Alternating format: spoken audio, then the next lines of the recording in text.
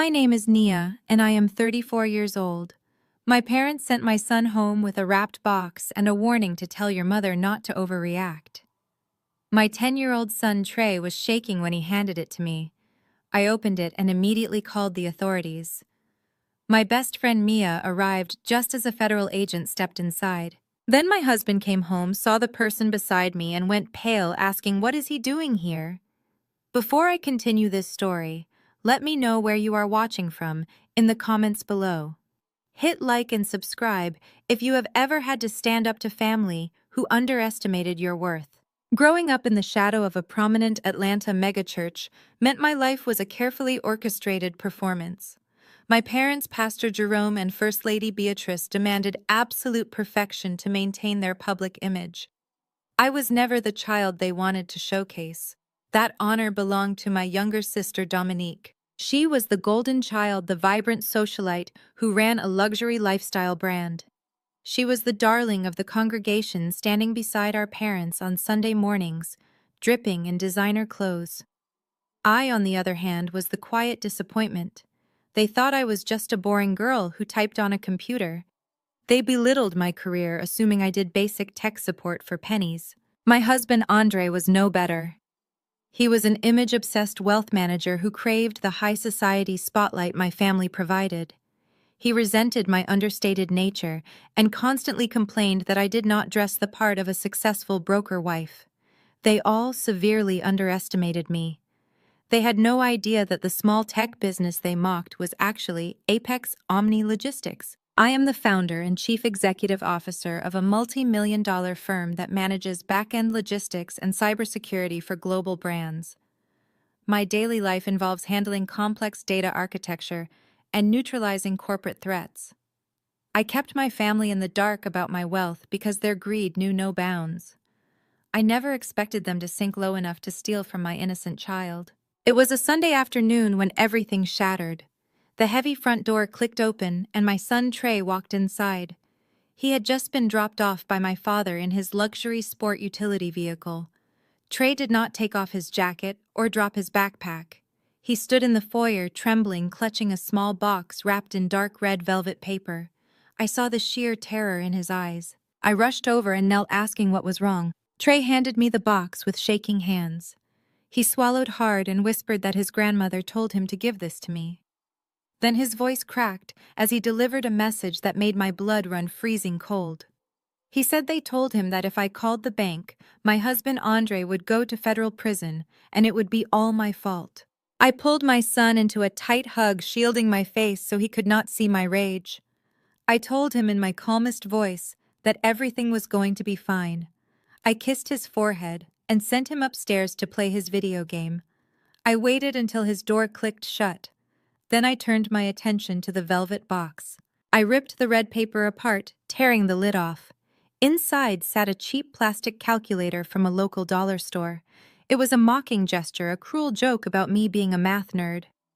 Underneath that calculator lay a thick stack of official legal documents. I recognized the letterhead immediately. It was from the institution that held the trust fund my late paternal grandmother established exclusively for Trey. The account was meant to sit untouched until his 18th birthday, guaranteeing his future. I scanned the top document, and my heart slammed against my ribs. The entire balance of $250,000 was completely gone. Every single penny had been drained. I flipped frantically to the transfer logs. The money had been wired directly into the commercial business accounts of Dominique failing lifestyle brand. My parents had stolen their grandson's future to bail out their golden child bankrupt company.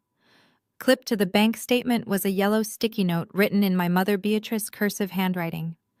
The note read, "Do not overreact, Nia, because family helps family, and Dominique needed this bridge capital to save the church reputation." I flipped to the final page. It was a transfer authorization form giving the bank explicit permission to liquidate the trust. At the bottom sat my signature, but I had never signed that paper. I stared closely at the ink strokes. It was a blatant forgery. My own husband, an expert in financial documents, had forged my signature to give my parents access to the money. He sold out his own son to please his toxic in-laws and impress my sister. Most women would have collapsed. Most women would have screamed, cried, or called their mother demanding an explanation. I did none of those things. I am a cybersecurity analyst who hunts down financial criminals for a living. You do not steal from a woman who builds banking security systems and expect to get away with it. I pulled my smartphone from my pocket and bypassed the local police department entirely. This was a massive coordinated financial crime crossing state banking lines. I dialed a direct number I had saved in my encrypted contacts. It was the federal tip line for the Financial Crimes Division of the Federal Bureau of Investigation. I had worked directly with these agents during security audits. I knew exactly who to call to initiate an immediate response. I gave the dispatcher my credentials and requested Agent Carter, a seasoned investigator I had collaborated with on a major corporate embezzlement case last year. I explained that a licensed wealth manager committed wire fraud to drain $250,000 from a protected trust fund. As soon as I hung up, I called my best friend Mia. Mia is a ruthless corporate attorney who takes absolutely no prisoners. She has known my family since college and always despised how they treated me. I told her I needed her at my house right this second because I was about to drop a nuclear bomb on my entire family. Mia arrived in less than 20 minutes, her car screeching into my driveway. She marched through my front door wearing a tailored suit and a lethal expression. I handed her the forged documents without saying a word. She scanned the pages, her eyes narrowing, as she processed the sheer audacity of the crime. She looked up at me and promised we were going to bury them so deep they would never see sunlight again. Just as Mia finished speaking, an unmarked black sedan pulled smoothly up to the curb outside my house. Agent Carter stepped out, adjusting his suit jacket. He walked up the path and flashed his federal badge through the glass of my front door. I let him in and led him straight to the dining room table where the evidence lay. Agent Carter reviewed the paperwork. He confirmed that the fraudulent transfer, combined with Andre's status as a licensed financial broker, elevated this to a severe federal offense. We were standing around the table quietly discussing the immediate legal steps to freeze the receiving accounts when the heavy front door suddenly unlocked. The hinges groaned as the door swung wide open. My husband Andre strolled into the foyer. He looked incredibly pleased with himself, whistling a cheerful church hymn. He was dressed impeccably in his tailored Sunday suit, straight from the megachurch service he attended with my parents. In his left hand, he was casually swinging a small, glossy gift bag from an exclusive luxury jeweler. He was completely oblivious to the trap he had just walked into. Andre looked up, a charming, rehearsed smile forming on his lips, ready to offer whatever smooth lie he prepared to explain his afternoon absence. He expected to find his quiet, submissive wife waiting to serve him lunch. Instead, his eyes landed on the dining room table. He saw me standing tall and unyielding. He saw Mia glaring at him with absolute disgust. And then his gaze shifted to Agent Carter, who turned around, fully displaying the golden federal badge clipped to his belt. The arrogant smile vanished from Andre's face instantly. The color drained from his cheeks, leaving his skin a sickly pale gray. His jaw dropped open as his brain struggled to process the scene in front of him. The shiny jewelry bag slipped from his suddenly numb fingers, hitting the hardwood floor with a sharp, heavy thud. He staggered backward, his shoulders hitting the doorframe as he realized his entire world was about to collapse. He pointed a trembling finger at the man in the dark suit and stammered, asking, "What is he doing here?" Andre stared at Agent Carter, then back at me. The smug veneer he wore like a second skin completely evaporated. His eyes darted to the table where the velvet box and the forged bank transfer lay under the harsh dining room chandelier. Panic, raw and unpolished, hijacked his features. He lunged forward. His expensive leather shoes slipped slightly on the polished oak floor as he reached across the table, desperate to snatch the documents away from the federal agent. I stepped back, but Agent Carter did not flinch. With a swift, practiced motion, Carter slammed his hand down flat over the papers, pinning them to the wood. He stared Andre dead in the eye, his voice low and dangerous, warning him to step back immediately. Andre threw his hands up in mock surrender, but his chest heaved. He immediately pivoted to his favorite defense mechanism. He pointed at me, his voice pitching an octave higher as he addressed the federal agent. He claimed I was having a mental episode. He shouted that I had been unstable for months, that I was imagining conspiracies, and that this was a private family misunderstanding blown completely out of proportion by a hysterical woman. Mia let out a sharp, humorless laugh. She crossed her arms, her tailored blazer pulling tight. She asked Andre if a mental episode was responsible for the exact replication of my signature on a $250,000 wire transfer. She asked him if my hysteria had somehow walked into the bank branch on Peachtree Street yesterday at 2 in the afternoon and handed the teller a fraudulent authorization form. Andre ignored Mia. He turned his desperate, furious gaze entirely on me. He demanded I tell the agent to leave. He ordered me to stop embarrassing our family. He insisted that I was making a massive mistake and that I did not understand how the real world worked. I looked at the man I had married 10 years ago, the man who had promised to protect our son. I asked him calmly if the real world involved stealing our 10-year-old child's future to fund my sister vanity projects. Andre scoffed, a harsh, ugly sound that echoed in the high ceilings of our home. He stepped closer, his face twisting with a mixture of arrogance and panic. He told me I was just a back-end web developer who spent all day typing code in the dark. He yelled that I did not understand high finance or the complexities of wealth management. He said Dominique needed bridge capital to save her luxury lifestyle brand. He practically spat the words at me, claiming that if Dominique business failed, it would humiliate my parents. It would destroy the church flawless image. He justified his theft by saying family helps family, echoing the exact toxic phrase my mother had written on that yellow sticky note. He genuinely believed I was too stupid to grasp the severity of what he had done. He thought because I wore comfortable sweaters and worked from a home office, I was blind to the mechanics of money. He told me I was selfish for hoarding a trust fund when the First Family of Atlanta needed liquid cash to maintain their community standing. He said Trey would understand when he was older. He said I was blowing a simple internal family loan out of proportion. He told me that my father, Pastor Jerome, had personally blessed the transaction. He thought dropping my father title would force me into submission, just like it always did when we were children. I let him finish his frantic, pathetic rant. I did not raise my voice. I did not shed a single tear. I simply walked over to the kitchen island and picked up my tablet. I tapped the screen, entering my encrypted passcode. The glow of the device illuminated my face as I turned back to face my husband. I told him he was right about one thing. I told him I do type code in the dark, but I asked him if he knew exactly whose code I was typing. Andre blinked, confused by the shift in my tone. I walked toward him, holding the tablet out so he could see the screen. I told him my company does not just build simple websites. I explained that Apex Omni Logistics manages back-end cybersecurity for the exact offshore banking institutions he used to hide his illicit commissions. I tapped a secure folder on my screen. A cascading list of banking logs, routing numbers, and shell company names populated the display. I read the name of his secret corporation aloud. I recited the account numbers he held in the Cayman Islands. I listed the exact dollar amounts he had skimmed from his wealthy clients over the past 4 years, funneled through dummy corporations set up under Dominique brand. Andre stopped breathing. His eyes widened to the size of saucers as he stared at the screen. He reached out with a trembling hand, but I pulled the tablet back. I told him I knew he forged my signature to steal Trey money, but I also knew that the $250,000 was just a drop in the bucket. It was a desperate move to cover a massive shortfall because his offshore accounts had been suddenly frozen. He gasped, demanding to know how I knew about the freeze. I smiled, tapping another sequence on my screen.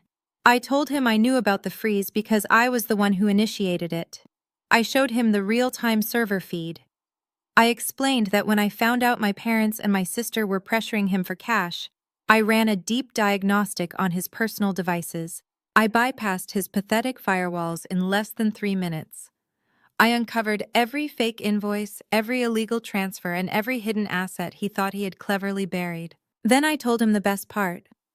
I told him that as a verified security vendor for his offshore bank, I had flagged his accounts for international money laundering 12 hours ago.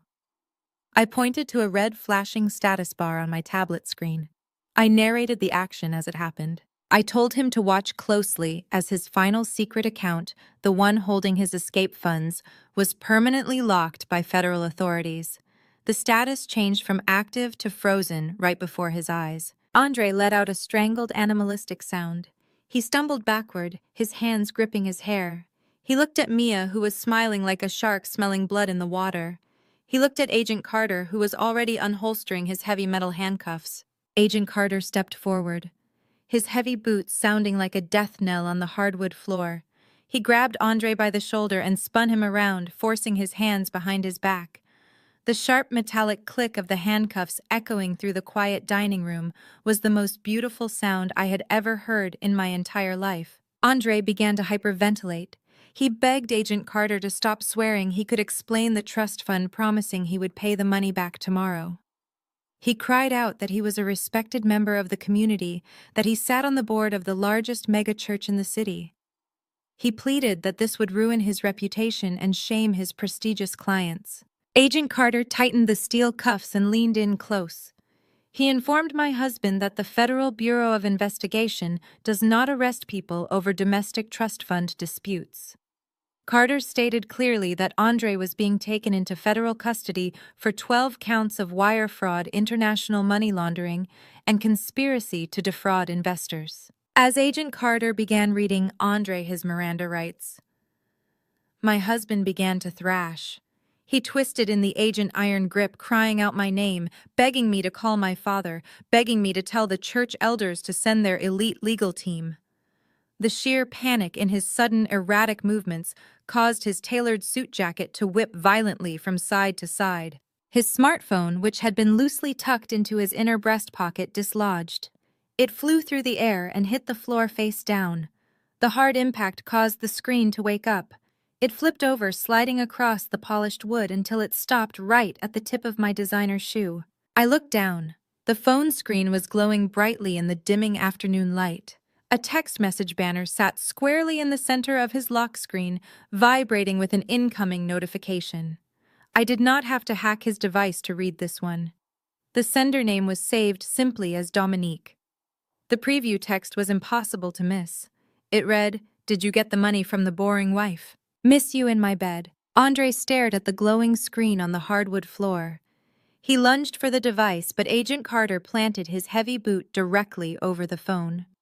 Carter scooped up the phone, bagging it as federal evidence before Andre could even take another breath. The color fully drained from Andre's face as he was marched out my front door in handcuffs. I stood in my foyer, breathing in the quiet peace of my home. But I knew the silence would not last because my family never surrendered without a holy war. Less than 24 hours later, the phone calls began. High-priced defense attorneys work incredibly fast when megachurch money is involved. Andre was out on bail by Sunday morning.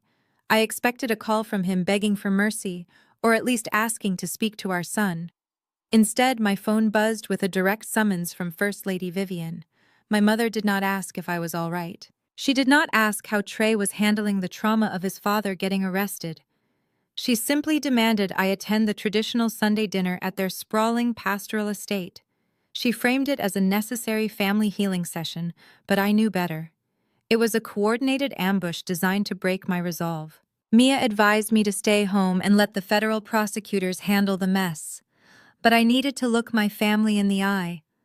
I needed to see exactly how far my parents were willing to go to protect a thief and an adulterer over their own flesh and blood. I dressed carefully, choosing a tailored emerald green dress that commanded respect. For 34 years, I had shrunk myself to make them feel larger. I wore dull colors and kept my head down, playing the role of the boring tech nerd they assigned to me. Today, I walked into the lion's den holding my head high and carrying a secret arsenal of information. The pastoral mansion was a monument to congregational donations. Towering marble columns framed the entrance and a fleet of luxury vehicles lined the circular driveway. I walked through the double doors and followed the sound of hushed voices into the formal dining room. The entire family was already seated around the massive mahogany table. The air in the room was thick with tension and the heavy scent of roasted meats. Pastor Jerome sat at the head of the table, radiating righteous fury. He wore his tailored Sunday suit, his heavy gold watch catching the light from the crystal chandelier above. My mother, Vivian, sat to his right, draped in expensive silk and wearing a permanent scowl. Sitting directly across from her was Dominique, perfectly styled and dabbing at her completely dry eyes with a linen napkin. Andre sat right next to Dominique, rubbing his wrists where the federal handcuffs had bruised his skin. He had the absolute nerve to glare at me as if I was the criminal who had destroyed the peace of the afternoon. No one offered a prayer over the food. The clinking of silver forks against fine china echoed like swords crossing in battle. My mother grabbed the heavy crystal bowl of sweet potatoes and shoved it across the table toward me. She did not offer an apology for my husband's infidelity. She did not express outrage that my sister had conspired to steal $250,000 from her own 10-year-old nephew. Instead, she looked me up and down with absolute disdain. She told me that if I just paid more attention to Andre instead of playing my little computer games, his eyes would not wander to a real woman like my sister. The sheer cruelty of her words hung in the oppressive air. She was openly endorsing my husband's affair with my sister right in front of me. She blamed my career for his wandering eye, completely ignoring that my little computer games had built an empire that could buy and sell her entire pastoral estate 10 times over. Dominique sniffled loudly, playing the tragic victim for her captive audience.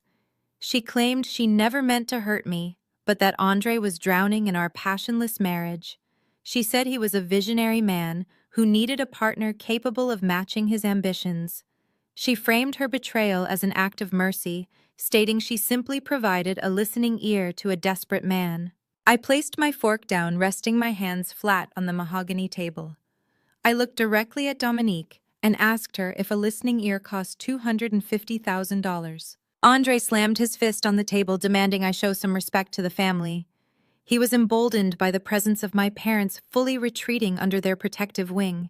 He arrogantly stated that the money was a temporary bridge loan authorized by the head of the family.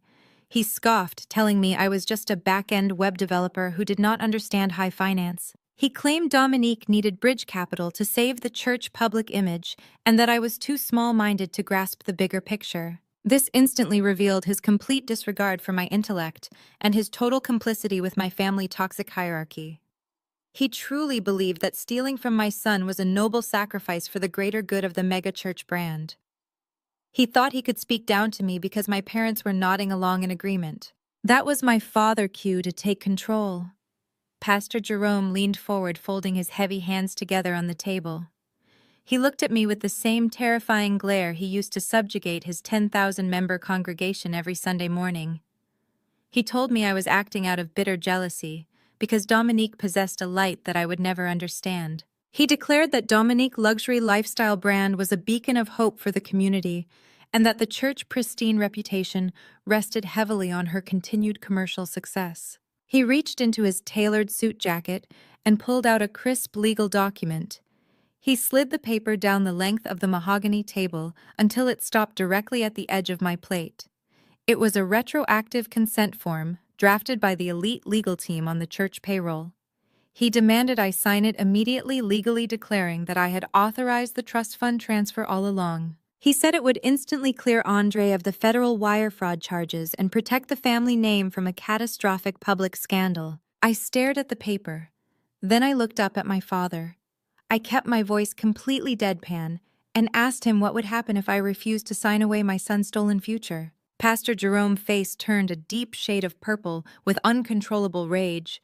He slammed his palm on the table, rattling the crystal water glasses. He threatened to excommunicate me from the church entirely. He promised to stand at the pulpit next Sunday and publicly humiliate me in front of 10,000 devoted followers. He said he would brand me an unfit mother, a violently jealous sister, and a bitter, vindictive wife who tried to destroy a man of God out of pure spite. He swore he would leverage his immense political and social power to ensure I would not be able to show my face in the city of Atlanta ever again. My mother nodded along with his threats, a cruel smirk playing on her lips. They genuinely thought the threat of public shame would break me. They thought I still cared about the opinions of a congregation that funded their lavish, unholy lifestyle. They believed my silence over the years was a sign of weakness rather than a sign of calculation. I looked at the retroactive consent form sitting beside my plate. Then I looked at the arrogant, self-satisfied faces of my husband, my sister, and my parents. They were a pack of wolves who thought they had finally cornered a helpless sheep. I slowly stood up from my chair, smoothing the fine fabric of my emerald dress. I picked up my linen napkin and calmly wiped my mouth. I reached into my designer handbag and pulled out a thick manila folder. I slid it right across the gravy boat, sending it directly into my father's hands. I told them I was not dropping the charges. I told them that in fact I was just getting started. I instructed my father to open the folder. He ripped it open, his eyes rapidly scanning the pages.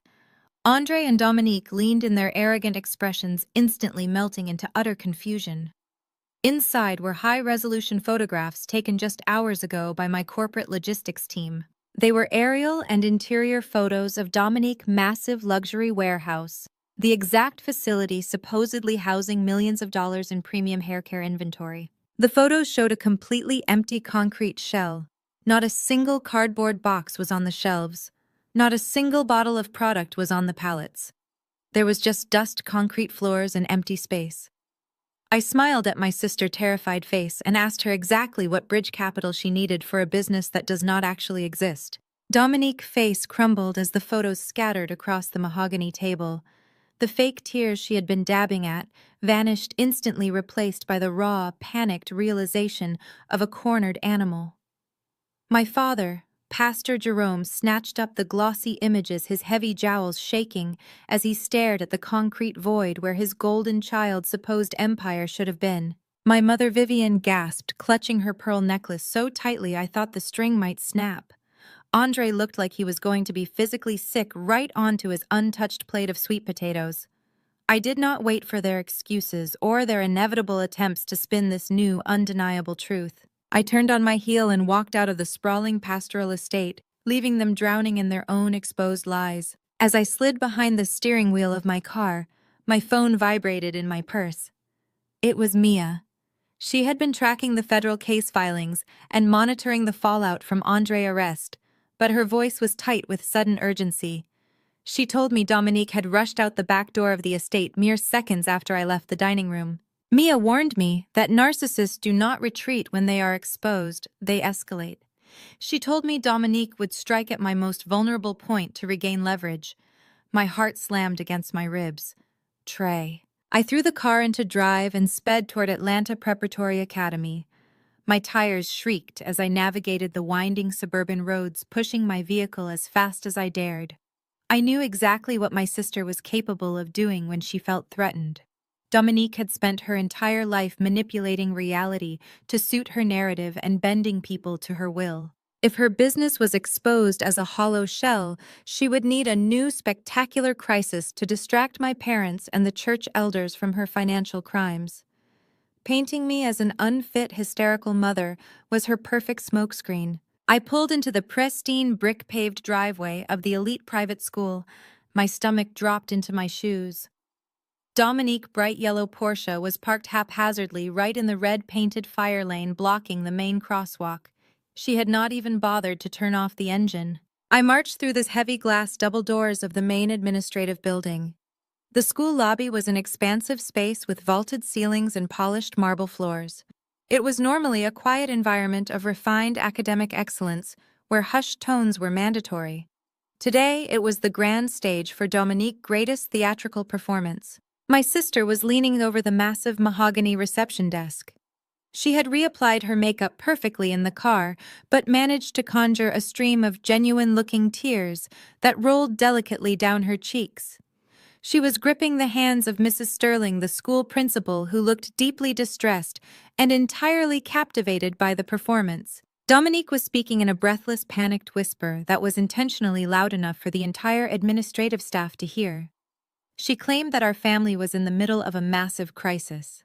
She spun a frantic, compelling lie that I had suffered a total psychotic break that morning. She told the principal that my husband Andre had been falsely arrested because of my paranoid delusions and that I was currently a danger to myself and my young son. She begged Mrs. Sterling to release Trey into her custody, immediately claiming she was the only stable family member left to protect him from my supposed madness. Mrs. Sterling was nodding, her brow furrowed in deep sympathy. She reached for the phone on her desk, preparing to call Trey classroom and have him brought down to the lobby. I stepped forward, my heels clicking sharply against the marble floor. I called out Mrs. Sterling, name, my voice ringing with absolute calm authority. Everyone in the lobby froze. Dominique whipped around her perfect hair, swinging over her shoulder. For a fraction of a second, genuine terror flashed in her eyes before she smoothly shifted back into her role as the deeply concerned glamorous aunt. Mrs. Sterling looked between us, her hand still resting on the receiver. She stammered, saying that Dominique had just informed them of a terrible family medical emergency and that they were moving to secure the children. I walked directly up to the desk, standing shoulder to shoulder with my sister. I did not look at Dominique. I maintained steady, unwavering eye contact with the principal. I informed Mrs. Sterling that there was no medical emergency whatsoever. I stated clearly that my sister was attempting to unlawfully remove my son from school grounds to use him as leverage in an ongoing federal fraud investigation involving her and my husband. Dominique let out a dramatic, wounded gasp.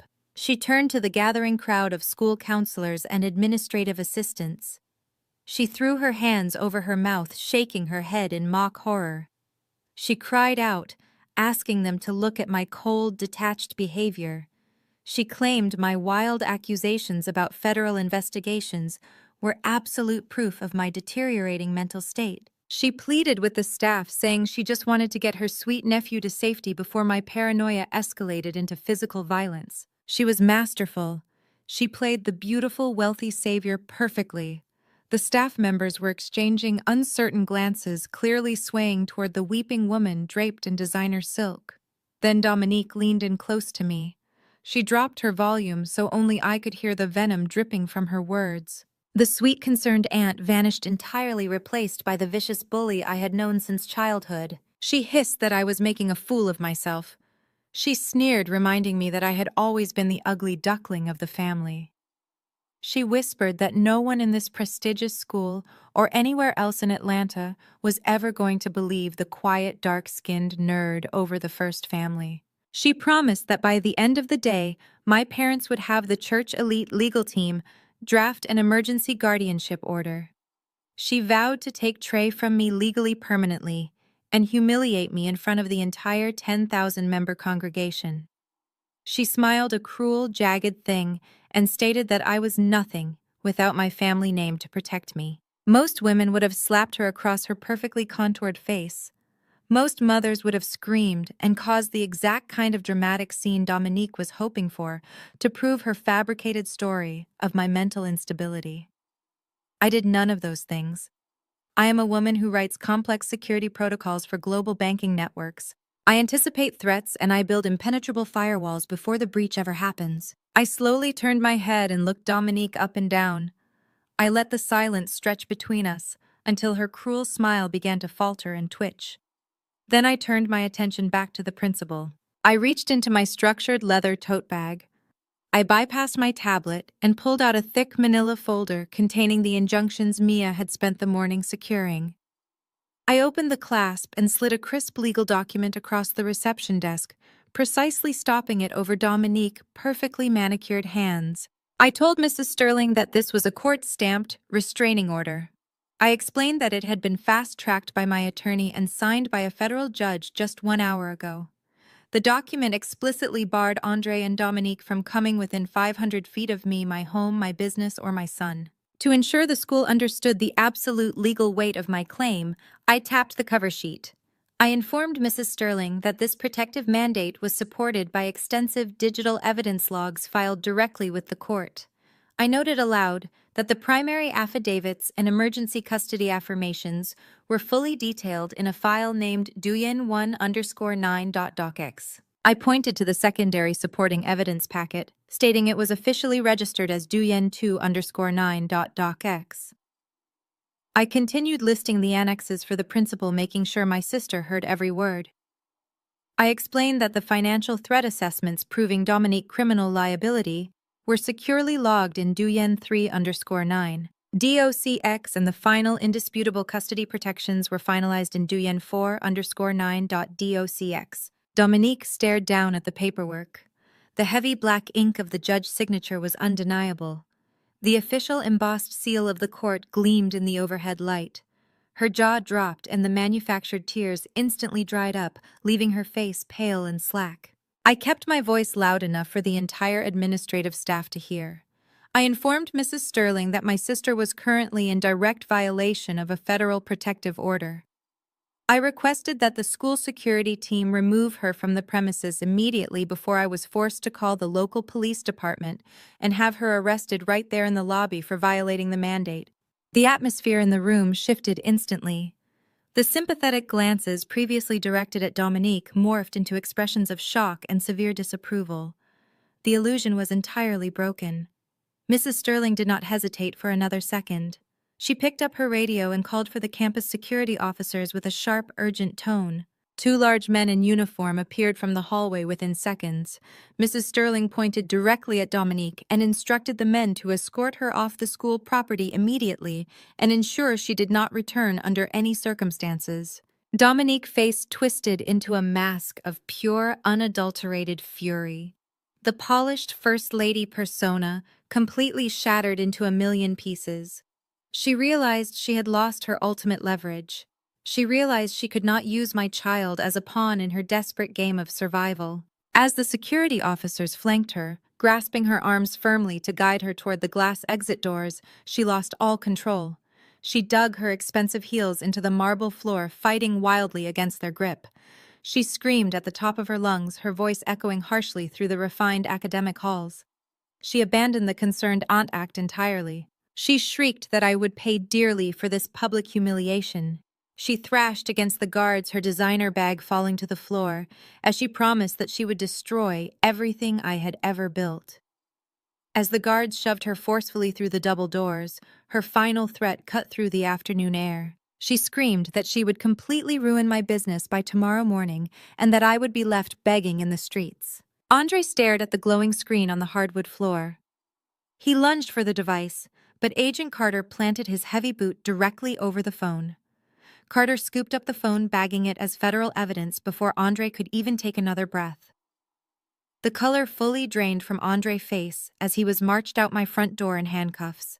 I stood in my foyer, breathing in the quiet peace of my home, but I knew the silence would not last, because my family never surrendered without a holy war. Less than 24 hours later, the phone calls began.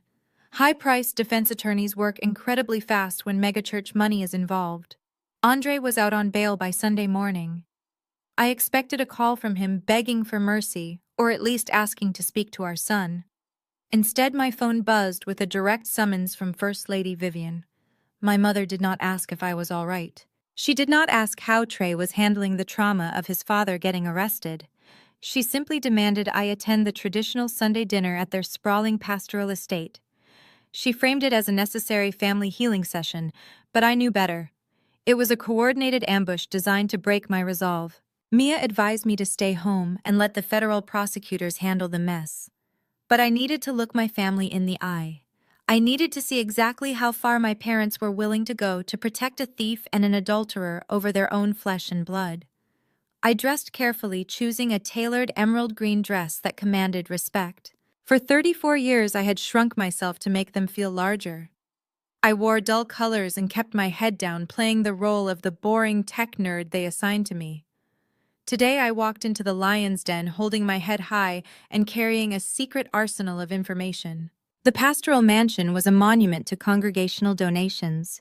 Towering marble columns framed the entrance, and a fleet of luxury vehicles lined the circular driveway. I walked through the double doors and followed the sound of hushed voices into the formal dining room.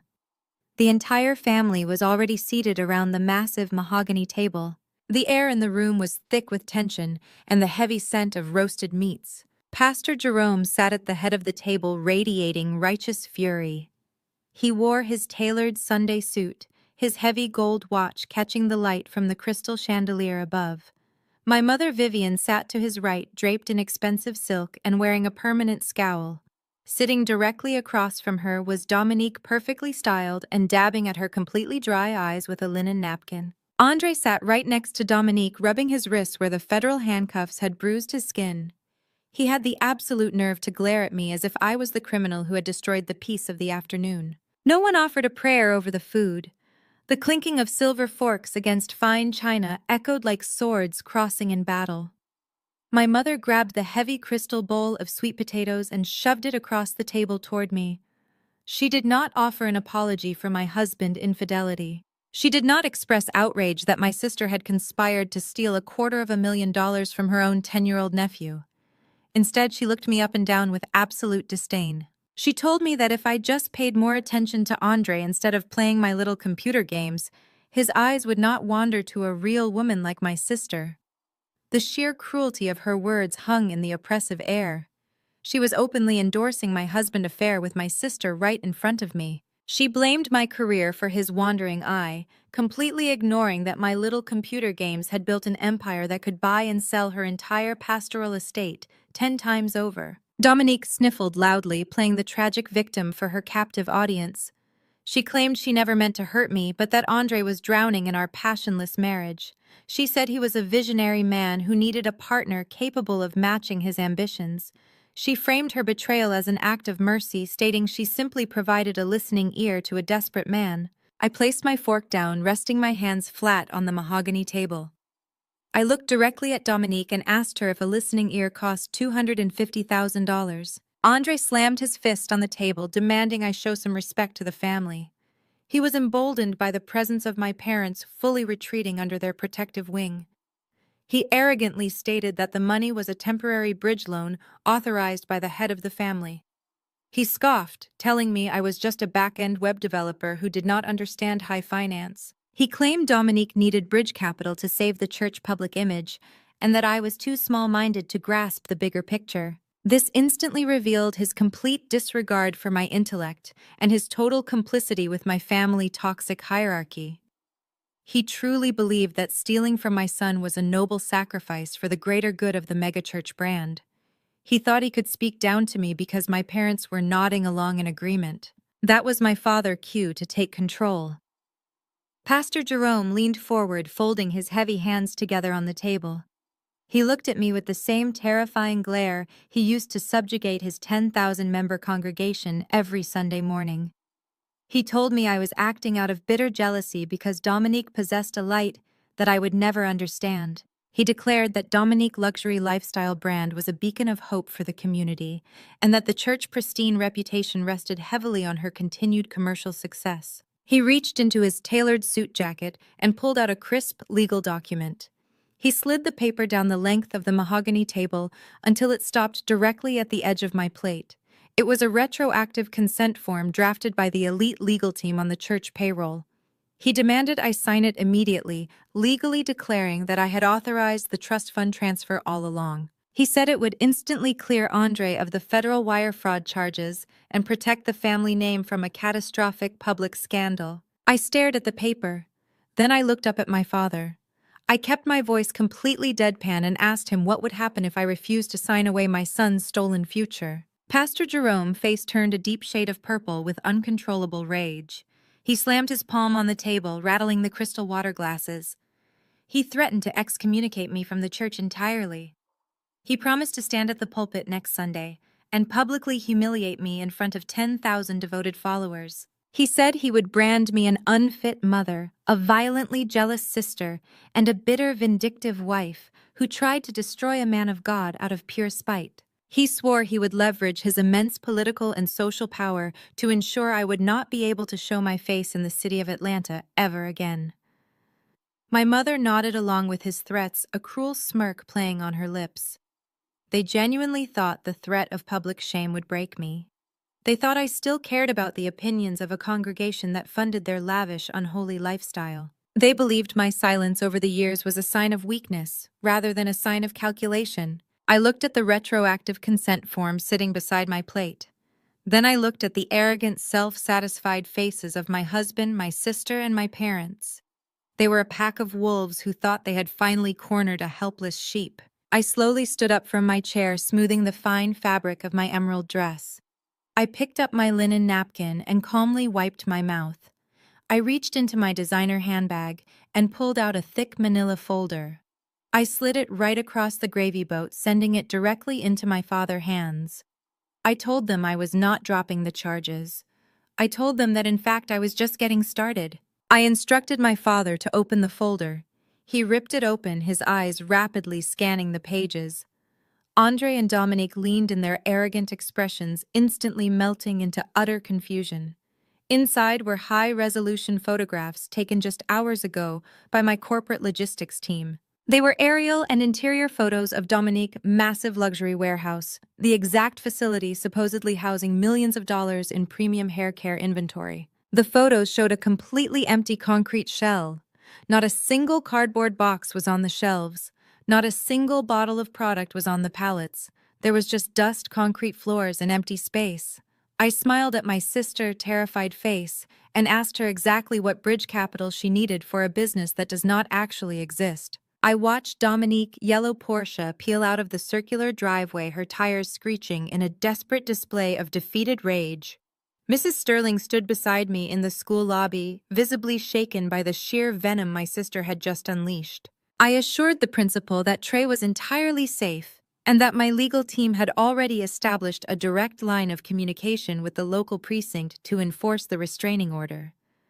I requested that Trey finish his school day normally without disruption. My son needed routine, and I needed absolute silence to execute the next phase of my strategy. I walked out to my car, breathing in the crisp afternoon air. The familial war had officially shifted from the dining room table to my domain. By 8 o'clock the next morning, Dominique and Andre launched their coordinated retaliation. They truly believed they held the superior tactical position. They assumed my quiet demeanor equated to absolute powerlessness. My smartphone chimed with a rapid succession of automated banking alerts. Andre, having somehow managed to retain access to his laptop while out on bail, was systematically attempting to financially suffocate me. He initiated emergency freezes on our joint checking and savings accounts. He canceled the primary credit cards associated with my name, leaving me supposedly without a single active line of credit. He did not stop at personal accounts.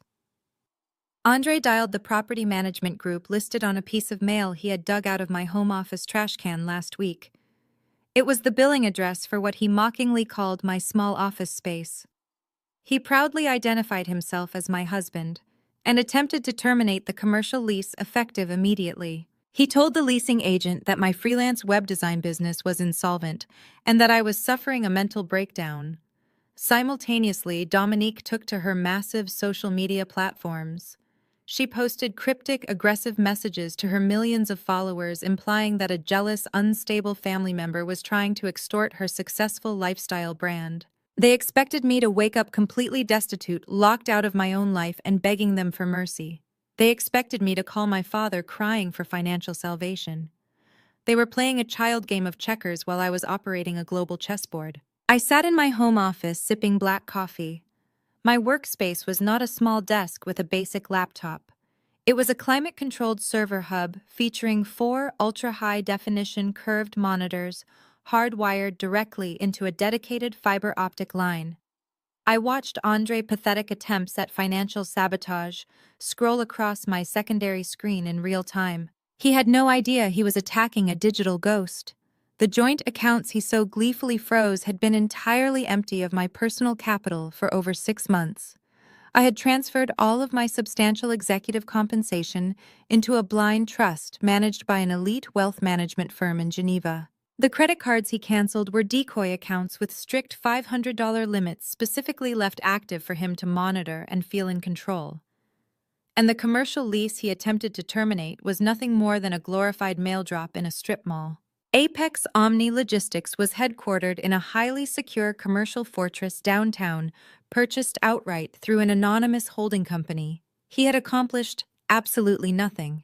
I set my coffee mug down. It was time to show my sister exactly what a back-end web developer could do.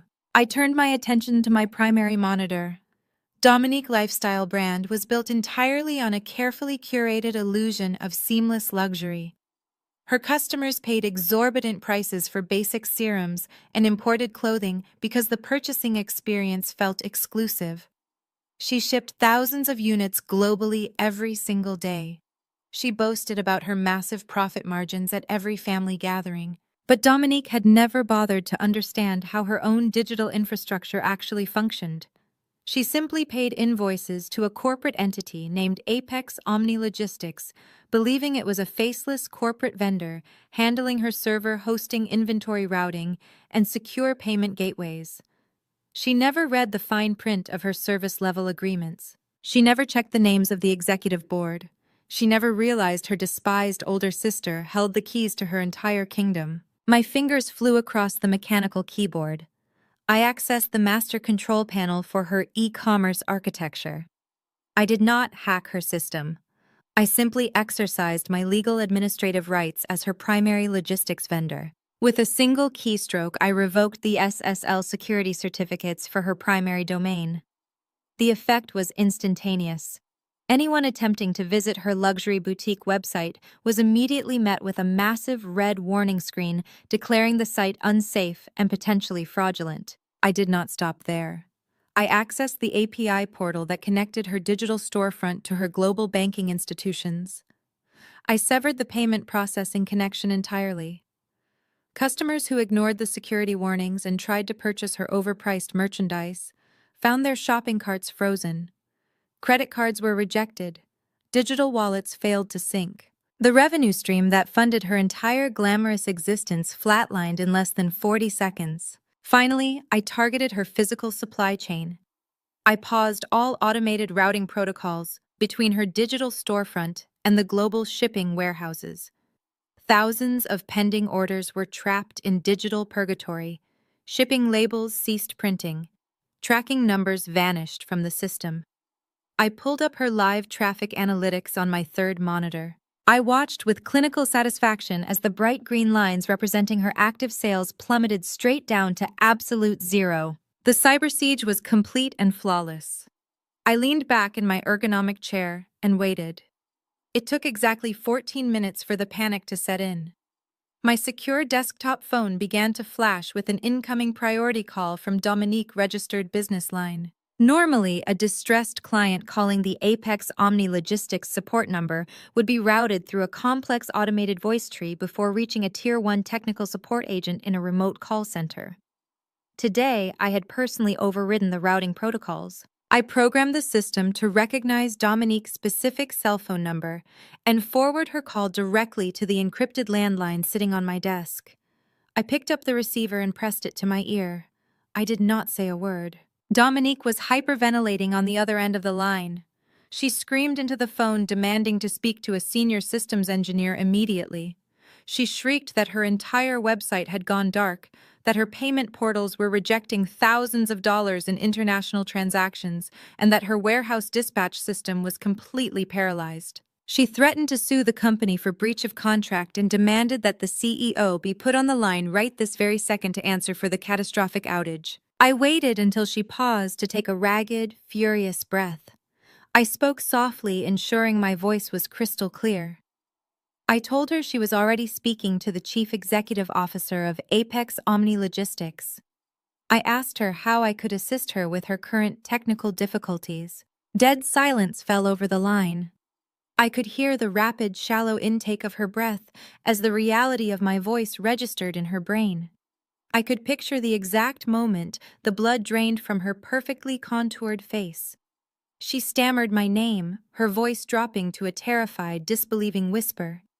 She asked how this was possible. I informed her that her entire luxury brand operated on servers that I owned. I told her that her wealth was entirely dependent on digital infrastructure that I personally designed. I reminded her of the threat she screamed in the school lobby about ruining my business and leaving me begging in the streets. I suggested she check her real-time bank balances to see who was actually facing immediate financial ruin. Before she could formulate a response, I disconnected the call. I barely had time to log the interaction before the heavy oak door of my home office violently swung open. The heavy brass handle slammed against the drywall, leaving a deep dent. Andre stood in the doorway, his chest heaving, his eyes wild and bloodshot. He had clearly violated the terms of the restraining order Mia had secured yesterday. He looked absolutely unhinged. His expensive tailored suit was wrinkled and his tie was hanging loosely around his neck. He marched into my sanctuary, waving a thick stack of hastily stapled legal documents in the air. He slammed the papers down onto my pristine glass desk. He leaned over, pointing a shaking finger directly at my face. He screamed that I was completely out of control. He yelled that he had just spoken to a hysterical Dominique and that my petty vindictive hacking was going to land me in federal prison right next to him. He slammed his hand on the desk again, demanding I reverse whatever computer virus I had unleashed. He roared the exact words I knew he would. He screamed that I could not legally shut down her company. I did not flinch. I did not raise my voice. I simply reached out and rotated my primary ultra-high-definition monitor until it directly faced him. The screen was filled with a massive complex spreadsheet cross-referencing Dominique incoming sales receipts with the offshore shell corporations Andre had been operating. I highlighted a specific recurring data column in bright, aggressive yellow. I looked at my soon-to-be ex-husband. I kept my expression entirely blank. I told him I did not shut her company down. I explained that I just stopped processing the fake invoices he was using to launder the church building fund. Andre stared at the glowing screen on my desk, as if it were a loaded weapon pointed directly at his chest. The aggressive yellow highlights on the digital spreadsheet were undeniable proof of his federal crimes. He staggered backward, his mouth opening and closing silently like a suffocating fish pulled from the water. The arrogant bluster that had carried him into my home office vanished entirely. He turned and fled, stumbling over the threshold and leaving the front door wide open in his panicked escape. I calmly saved the server logs, secured the firewall, and sent an encrypted backup directly to Mia. Less than 2 hours later, my secure line rang. It was not Dominique screaming for tech support or Andre begging for mercy. It was Brother Thomas, the executive assistant to Pastor Jerome. His tone was icy and formal, stripping away the false warmth he normally used with the congregation. He instructed me to arrive at the administrative wing of the sanctuary immediately. He stated that the head of the family required an audience. He did not ask if I was available. He commanded my presence. I drove to the sprawling campus of the Atlanta Sanctuary of Grace. The building was a colossal monument to tax-exempt wealth. The parking lot was larger than most shopping malls, and the manicured landscaping looked like a luxury country club.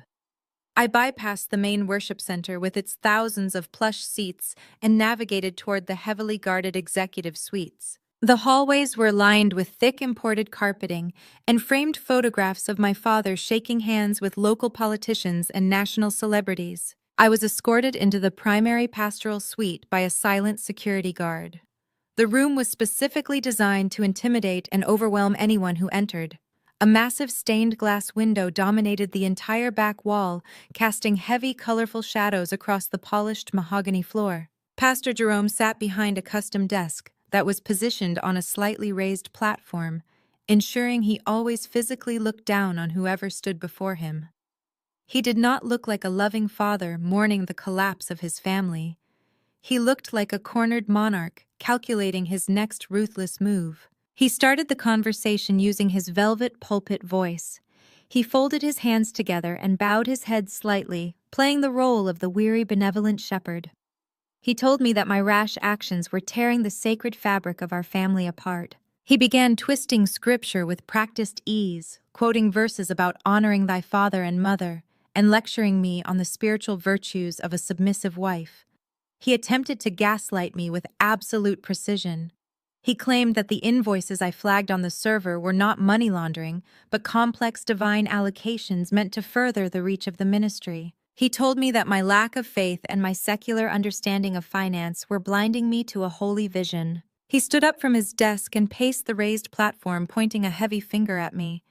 He warned me that if I allowed my bitter jealousy to destroy the church finances, I would be personally responsible for ruining the entire community. He painted a tragic picture, claiming the soup kitchens, the youth programs, and the community outreach centers would all collapse because of my selfish, vindictive pride. He tried to make me feel responsible for the very people he was stealing from. I stood perfectly still in the center of the room, refusing to take the plush leather guest chair he had offered. I kept my posture rigid and my expression blank. I told him that federal agents do not care about holy visions when they are investigating wire fraud. My defiance was the trigger he had been waiting for. My father dropped the gentle shepherd act instantly. His face hardened into a mask of pure secular rage. He reached under his mahogany desk and pressed a concealed button. The heavy oak double doors behind me opened, and 3 senior church elders walked into the room. Elder Davis, Elder Vance, and Elder Montgomery were the financial architects of the megachurch. They were the men who moved the money, hid the assets, and protected the pristine brand of the Sanctuary of Grace. They wore tailored Italian suits and expressions of utter disdain. They marched forward and flanked my father, forming a solid, intimidating wall of patriarchal authority. Elder Davis took the lead. He did not bother with spiritual platitudes or Bible verses. He operated purely in the realm of threats and leverage. He delivered a cold, calculated ultimatum. He told me I had exactly 24 hours to restore the digital payment processing for Dominique Luxury Lifestyle brand and manually clear every single flagged invoice in the system. He demanded I contact the federal prosecutors immediately and officially retract all my statements regarding Andre, claiming I had made a terrible mistake due to emotional distress. Elder Vance stepped forward, his voice dripping with condescension. He informed me of the consequences of refusal. If I did not comply, they would launch a coordinated aggressive campaign from the pulpit and across all of the church highly trafficked media platforms. They would publicly brand me an unstable, hysterical thief. They would tell the congregation that I had embezzled from the church building fund to finance my own failing web design business, and that Andre was simply trying to cover up my crimes to protect me. Elder Montgomery finished the threat, promising to make me a complete pariah in the city. He swore they would leverage every political and business connection they possessed to ensure no one in Atlanta would ever hire me, sign a lease with me, or associate with me again. They threatened to destroy my reputation so thoroughly that I would be forced to flee the state just to survive. They stood there radiating arrogant confidence. They genuinely believed that the threat of public excommunication and total social destruction would break my spirit. They thought they had backed the quiet, nerdy sister into a corner she could not escape. They expected me to lower my head, apologize for my rebellion, and sign away my life to protect their empire. I looked at the 3 elders, taking in their smug expressions. Then I shifted my gaze directly to my father, sitting beneath the colorful glow of his expensive stained glass window. I reached into the pocket of my tailored blazer and pulled out my smartphone. I tapped the screen and maximized the media volume. I hit play on a highly encrypted audio file I had extracted from Andre's compromised local hard drive. The unmistakable voices of Andre and Dominique filled the cavernous pastoral suite. They were laughing together, a cruel, entitled sound. Dominique's voice echoed clearly from the phone speaker, stating how incredibly easy it was to manipulate the accounts because the elders never checked the digital ledgers.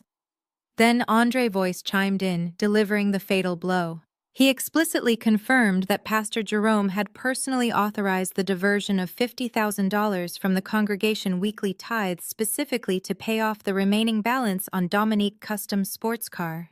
I paused the recording right after Andre laughed about the congregation funding their luxury vehicles.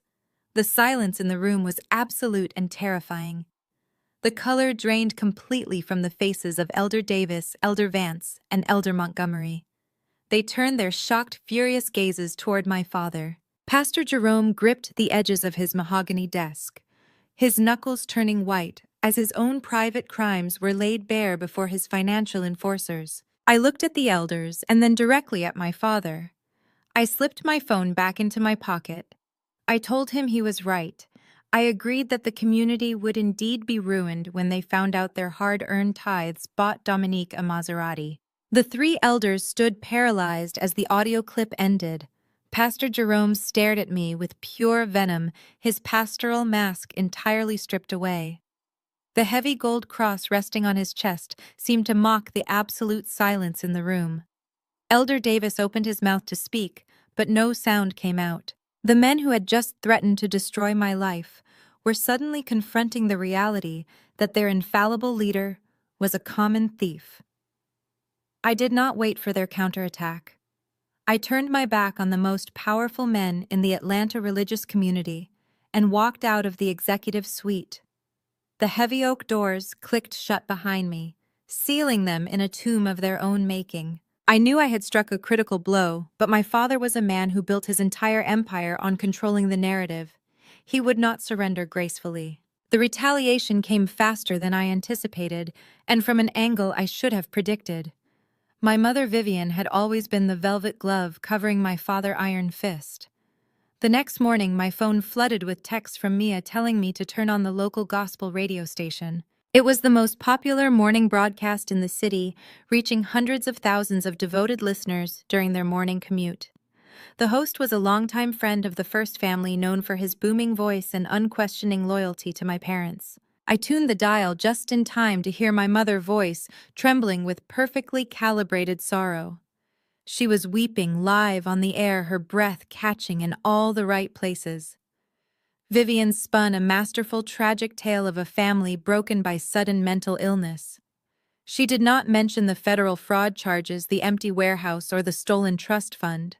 Instead, she told the entire city of Atlanta that her eldest daughter was suffering from a severe psychotic break.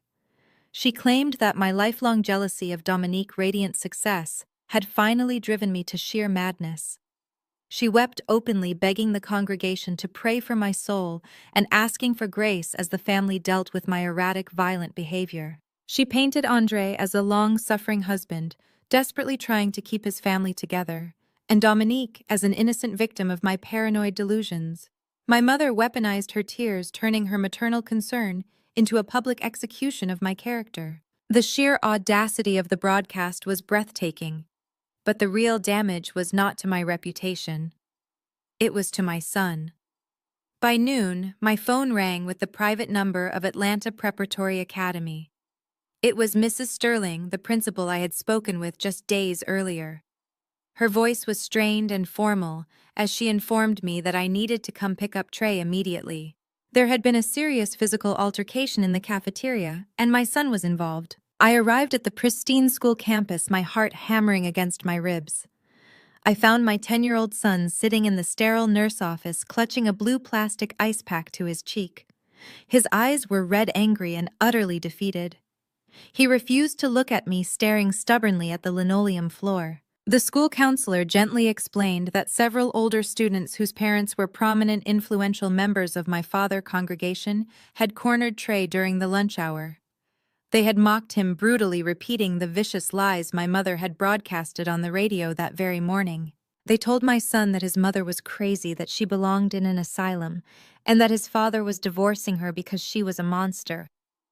Trey had thrown a punch to defend my honor and had taken a sharp elbow to the face in return. I knelt in front of my son, pulling his small, shaking body into my arms. I felt his tears soak into the shoulder of my silk blouse. In that quiet clinic, the last remaining thread of familial loyalty snapped completely.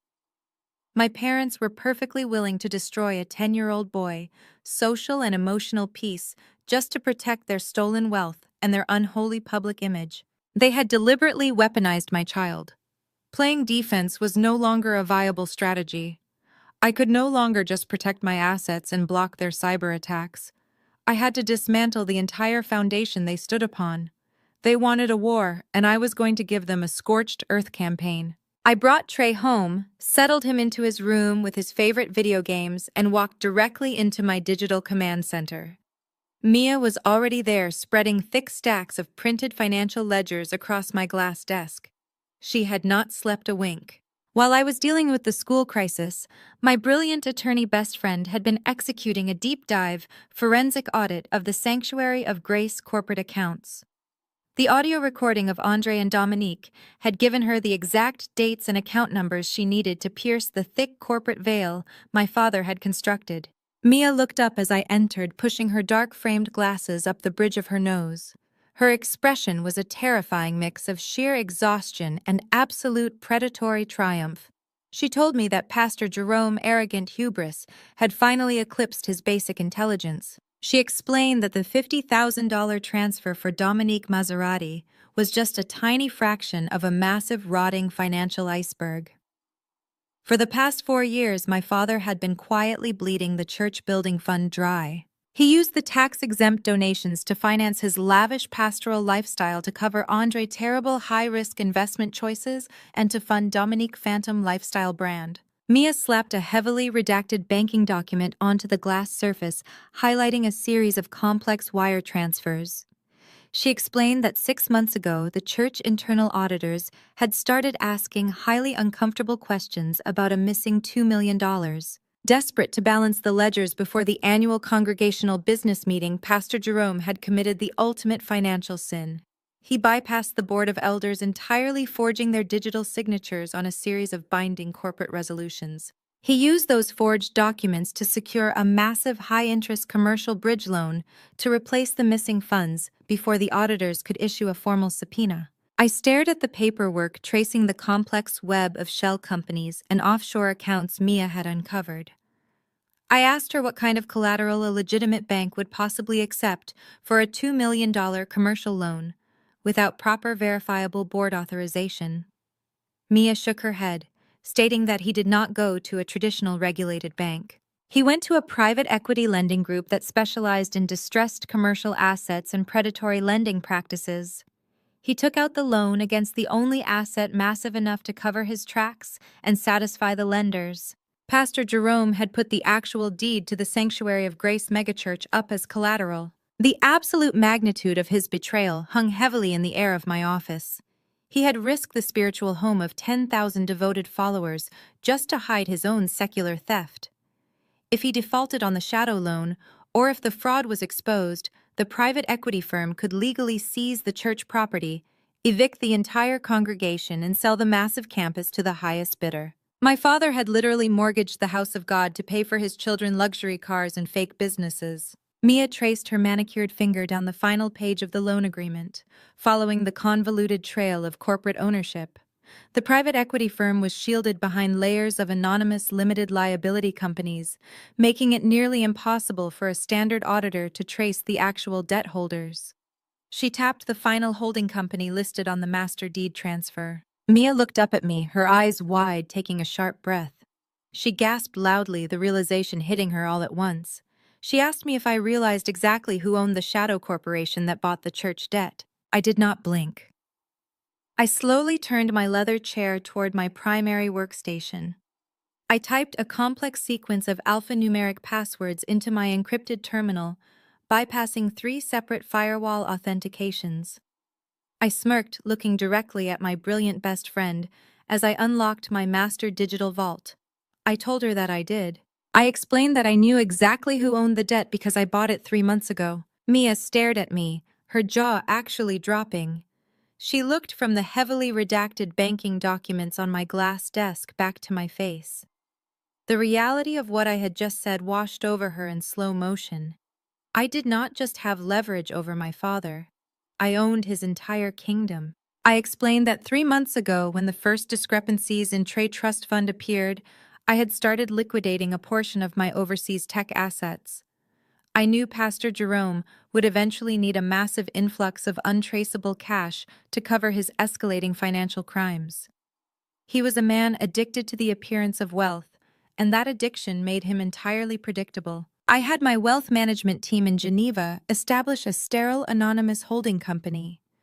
When my father desperately reached out to the private equity sector for a predatory bridge loan, my holding company was the one that answered the call.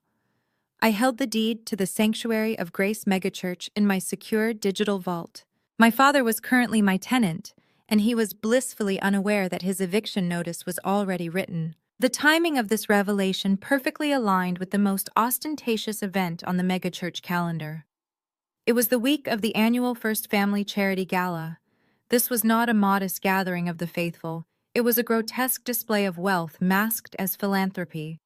The city elite politicians, local celebrities, and the wealthiest donors would gather in a rented grand ballroom downtown. The tickets cost $5,000 a plate. My parents had spent the last 48 hours aggressively promoting the event on every local network, leveraging the momentum of my mother's tearful radio broadcast. They were playing the tragic, resilient family weathering the storm of my supposed mental illness. They wanted the city of Atlanta to see them as righteous victims standing strong in the face of adversity, but their real agenda for the evening was far more sinister. They were planning to use the gala stage to announce Dominique's massive global expansion. They needed a spectacular public distraction to legitimize the sudden influx of cash they were about to move. They were going to use the money stolen from Trey Trust Fund to finance this fake international launch, effectively washing the stolen funds clean under the guise of charitable investments and overseas vendor payments. They planned to filter the money through the Gala silent auction software, making it look like legitimate donations before routing it to their offshore accounts. It was a brazen, arrogant plan. I knew their entire timeline. I knew their vulnerabilities. What I did not expect was for the first crack in their alliance to seek me out directly. Late Wednesday evening, I was walking to my car in the subterranean parking garage of my corporate office building. The concrete expanse was cold and echoing the fluorescent lights buzzing faintly overhead. I unlocked my vehicle, listening to the sharp chirp of the security system disengaging. A heavy footstep echoed off the concrete pillar to my left. I stopped, my hand resting on the door handle. Andre stepped out from the shadows. He looked completely unhinged. The polished, arrogant executive who had slammed his fist on my parents' mahogany dining table just days ago was gone. His expensive tailored suit was crumpled and dark circles bruised the skin under his eyes. The panic of the federal wire fraud charges was finally eroding his sanity. He was in direct, blatant violation of the federal restraining order Mia had secured, but I did not reach for my phone to call campus security. I wanted to see exactly how low he was willing to stoop to save himself. He approached me with his hands raised, palms facing outward in a pathetic gesture of surrender. He begged me to just listen to him for 5 minutes. His voice echoed in the damp air of the garage, shaking with a sickly, sweet desperation. He launched into a rapid-fire monologue designed to cast himself as the ultimate victim. He claimed that he never wanted any of this. He swore that the entire scheme was orchestrated by my father and my sister. Then he did exactly what narcissists do when the ship begins to sink. He threw his co-conspirator completely under the bus. Andre stepped closer, his breath visible in the chilly air. He told me that Dominique had manipulated him from the very beginning. He claimed she had seduced him, exploiting his momentary weakness and using her feminine wiles to cloud his professional judgment. He painted a picture of a predatory woman who had trapped him in a web of financial lies, threatening to ruin his career if he did not help her secure the bridge capital from Trey Trust Fund. He looked into my eyes, forcing a tear to pool in the corner of his own. He told me that I was his true love, his rock, the only woman who had ever truly understood him. He begged me to drop the federal charges, claiming we could take our son and start over somewhere new, away from the toxic poison of the first family. I stood perfectly still, watching the man I had married debase himself in the dimly lit garage. The urge to laugh in his face was powerful, but I swallowed it down. I did not scream. I did not hurl insults. Instead, I casually crossed my arms over my chest. As I brought my arms together, I discreetly tapped the face of my smartwatch twice against my wrist bone. A tiny, almost imperceptible red light illuminated on the edge of the digital dial. The high-definition audio recording application activated, instantly capturing every single treacherous syllable falling from his mouth. I needed him to feel secure. I needed him to believe his manipulation was working, so he would return to the pack and lower their collective defenses. I forced my shoulders to slump slightly, adopting the posture of a woman worn down by heartbreak and exhaustion. I looked away from him, staring at the concrete floor. I let my voice soften, dropping the icy authority I had used at the school lobby. I told him that I was so incredibly tired of fighting. I manufactured a slight tremble in my voice, saying that the thought of breaking our family apart permanently was tearing me to pieces. Andre's eyes lit up with predatory triumph. He stepped forward, reaching out to touch my arm, but I flinched backward, maintaining just enough distance to keep the performance believable. I looked up at him with wide, vulnerable eyes. I told him that I needed time to process his confession. I said I could not make a major legal decision in a dark parking garage, but that I was willing to hear him out properly. I told him I would attend the annual First Family Charity Gala this weekend. I claimed I wanted to make peace with my parents and figure out a way to resolve this nightmare quietly without tearing the community apart. The transformation in Andre was instantaneous and revolting. The desperate, pleading husband vanished entirely, replaced by the arrogant, self-satisfied manipulator I knew so well. He straightened his wrinkled suit jacket and ran a hand over his hair, smoothing back the messy strands. A smug, victorious smirk spread across his face. He genuinely believed he had just effortlessly manipulated the weak, quiet sister back into submission.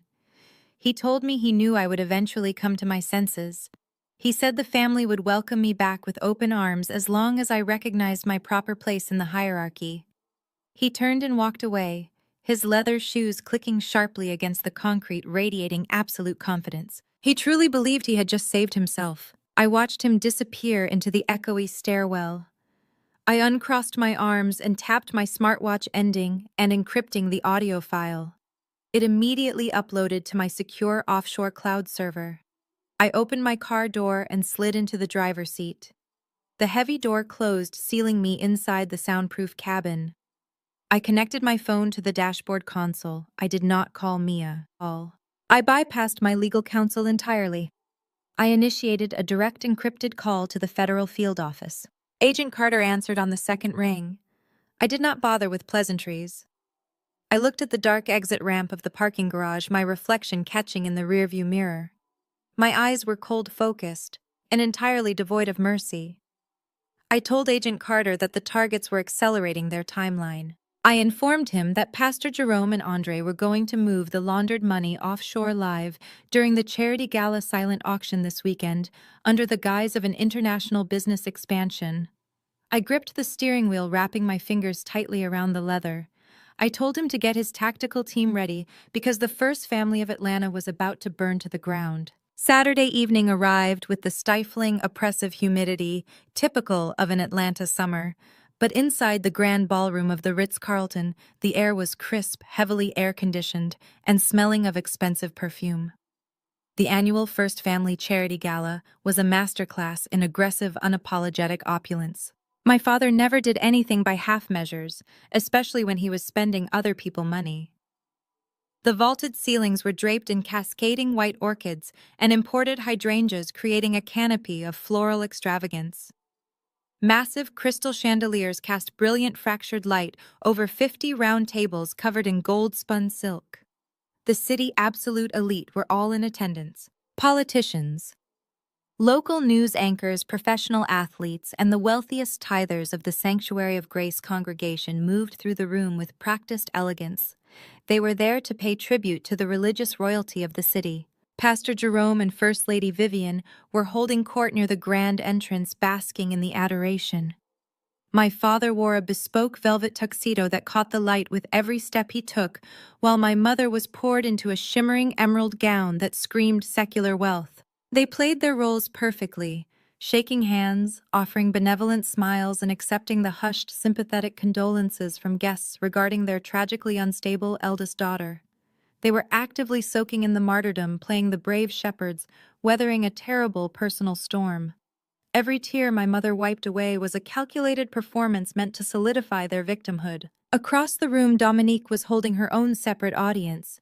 She was draped in blinding borrowed diamonds that rested heavily against her collarbone, catching the chandelier light. She had Andre firmly attached to her arm, parading him around like a shiny new accessory she had just purchased at an exclusive boutique. Andre wore a smug, relaxed expression, entirely convinced that his parking garage performance had secured his safety. He laughed loudly at a joke the police chief made, throwing his head back in arrogant relief. They looked like royalty preparing for their coronation. They were preparing to announce Dominique's fraudulent global expansion, completely unaware that federal agents were currently sitting in unmarked sedans outside the service entrances, waiting for my signal. I did not enter through the main doors. I deliberately bypassed the red carpet and the flashing cameras of the local press corps. I walked through the secondary promenade, timing my arrival for the exact moment the string quartet shifted into a lively, upbeat tempo.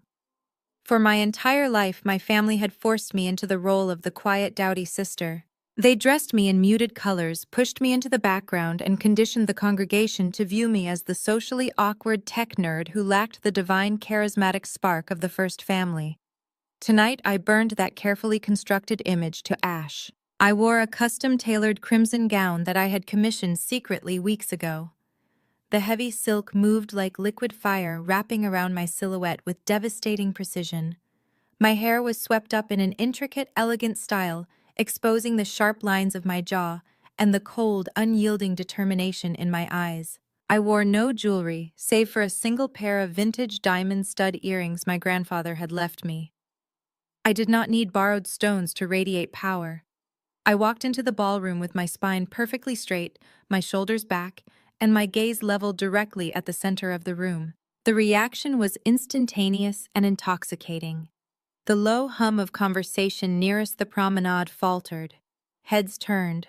Glasses paused halfway to mouths. The congregation members who had spent the last week whispering about my supposed psychotic break stared in absolute shock. The woman walking across the marble floor did not look hysterical, bitter, or broken. I looked like a woman who owned the building. The murmurs rippled outward, carrying my name through the crowd like a shockwave. Dominique spotted me first. I saw the immediate flash of pure visceral panic cross her meticulously contoured face before she swiftly masked it with her trademark condescension. She dropped Andre's arm instantly and marched across the ballroom floor, intercepting me just as I reached the edge of the VIP section. She positioned herself, deliberately blocking my path while ensuring she had a captive audience. The mayor of Atlanta and his wife were standing just a few feet away, watching our interaction with poorly concealed curiosity. Dominique leaned in her expensive perfume, suffocatingly sweet. She dropped her voice to a harsh, carrying whisper meant to humiliate me in front of the city's most powerful officials. She asked me what on earth I thought I was doing crashing her night. She looked me up and down, her eyes flashing with venomous disdain, refusing to acknowledge how stunning I looked. She reached out and snatched a heavy silver tray from a passing catering waiter. The tray held 4 empty champagne flutes. Dominique shoved the tray directly toward my chest, forcing me to either take it or let it clatter loudly to the marble floor. She smiled, a bright camera-ready grin for the onlookers. She told me loudly that since I was clearly confused and having one of my little episodes, I might as well make myself useful. She called me the help, instructing me to take the dirty glasses back to the kitchen where I belonged. It was a classic Dominique power play, designed to trigger my anxiety and force me to shrink back into the shadows. She expected me to flush with humiliation, drop my gaze and flee the ballroom in tears, validating my mother's radio broadcast about my emotional instability. I did not shrink. I did not break eye contact. I reached out and took the silver tray from her manicured hands. I held it effortlessly, balancing it with perfect grace. I smiled back at her, a cold, sharp curve of my lips that did not reach my eyes.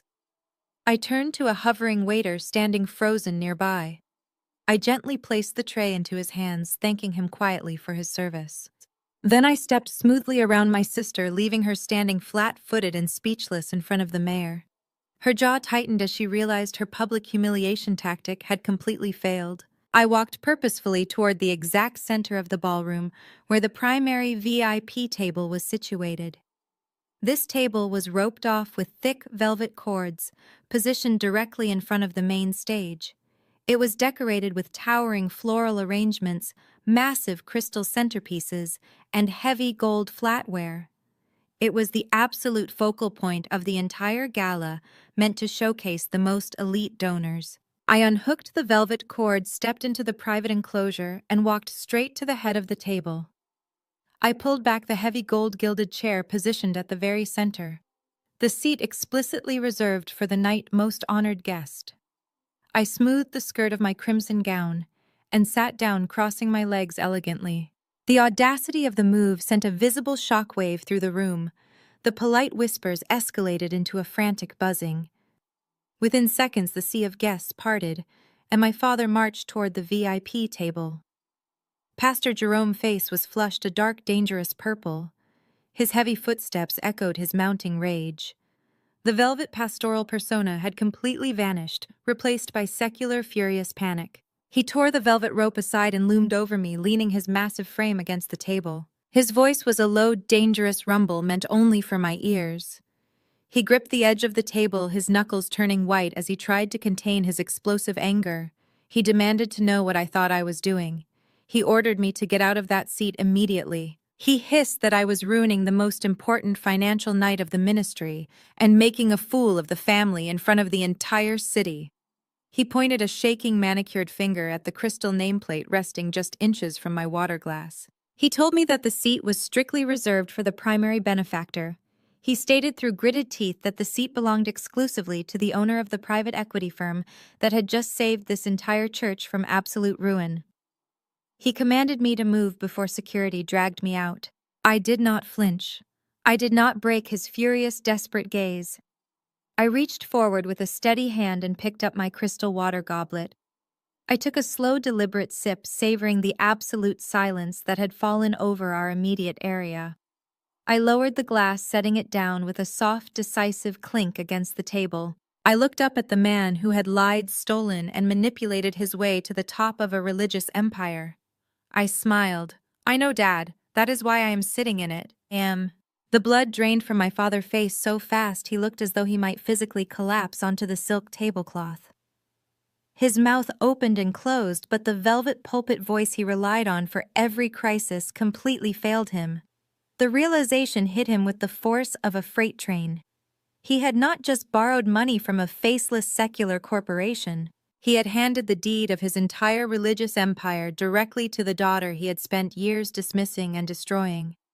He stared at me, his eyes wide with a terrifying mixture of absolute panic and rising secular rage.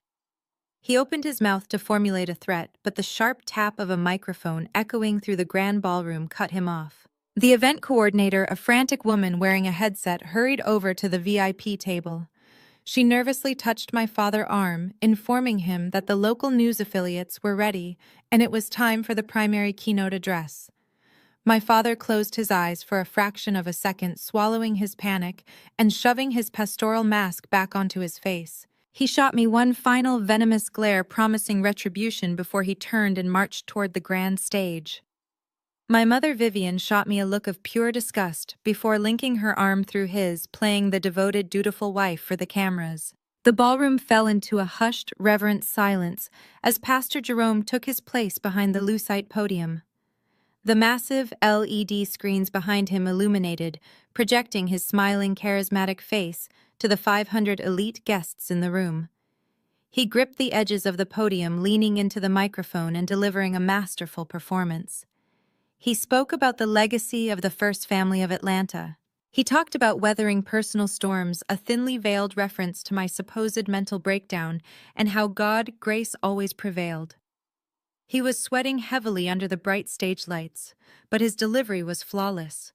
He had the politicians, the wealthy donors, and the local celebrities hanging on his every word.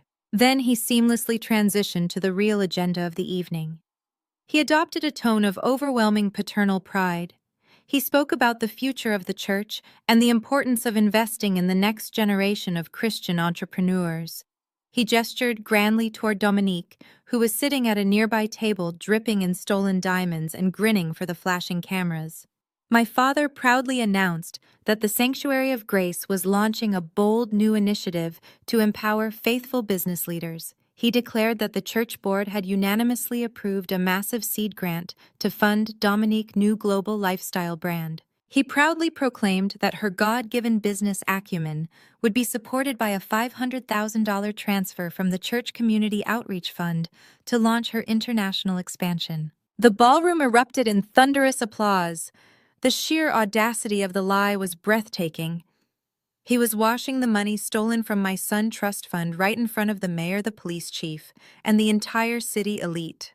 He was calling it a charitable grant. Dominique stood up from her chair, acting perfectly surprised and overwhelmed by the generous announcement. She pressed a hand to her chest, wiping away a fake tear as she began to walk toward the stage to accept her fraudulent crown. Andre stood beside her, clapping loudly, playing the role of the proud, supportive husband. They were bathing in the applause, entirely convinced that their criminal scheme had succeeded flawlessly. I placed my linen napkin on the table and stood up. I did not rush. I walked with slow, measured precision, moving directly toward the center aisle that led to the main stage. The custom crimson silk of my gown caught the chandelier light, making me impossible to ignore. A ripple of confusion washed over the tables nearest to me as guests recognized the woman they had been told was suffering from a violent psychotic break. I did not look unstable. I did not look hysterical. I looked like absolute execution. My father saw me approaching the stairs, and panic shattered his pastoral smile. He gestured frantically to the side of the stage. Two massive security guards wearing black suits and earpieces immediately stepped forward, moving to block the bottom of the stairs. They were instructed to physically remove me from the ballroom before I could reach the microphone. My mother gasped loudly, covering her mouth and playing the terrified victim for the front row. Dominique froze halfway up the opposite side of the stage, glaring at me with pure hatred. The security guards stepped directly into my path, crossing their arms to form a human barricade. My father let out a visible breath of relief, believing I was contained. I did not stop walking. I looked directly at the lead security guard, a man named Marcus. I offered him a polite professional nod. Marcus looked at me, and then looked up at my father on the stage. He reached up, tapping his earpiece before uncrossing his arms. He stepped entirely out of the way, grabbing his partner by the shoulder and pulling him back. They cleared the stairs for me, completely lowering their heads in a gesture of absolute respect. My father gripped the podium, his knuckles turning white. He had forgotten one crucial detail when he allowed his event planners to handle the logistics for the gala. He did not realize that the elite security firm hired to protect the ballroom tonight was a direct subsidiary of my corporate logistics empire. Those men did not work for the Sanctuary of Grace. They worked for me. I walked up the carpeted steps, my heels silent against the floor. I crossed the massive stage, moving with terrifying calm. My father stepped back from the podium, instinctively intimidated by the sheer cold authority radiating from my posture. I did not scream. I did not cry. I did not acknowledge my mother, quiet, theatrical sobs. I simply reached out and took the microphone from his trembling hand. I turned to face the 500 guests in the ballroom. The silence in the room was absolute. The politicians, the elite donors, the journalists, they were all staring at me, holding their collective breath. They expected a meltdown. They expected the hysterical, jealous sister Vivian had described on the morning radio broadcast. I adjusted the microphone, tapping it once. My voice echoed through the cavernous room, steady, clear, and completely devoid of emotion. I welcomed everyone to the gala, thanking the mayor and the city council for their attendance.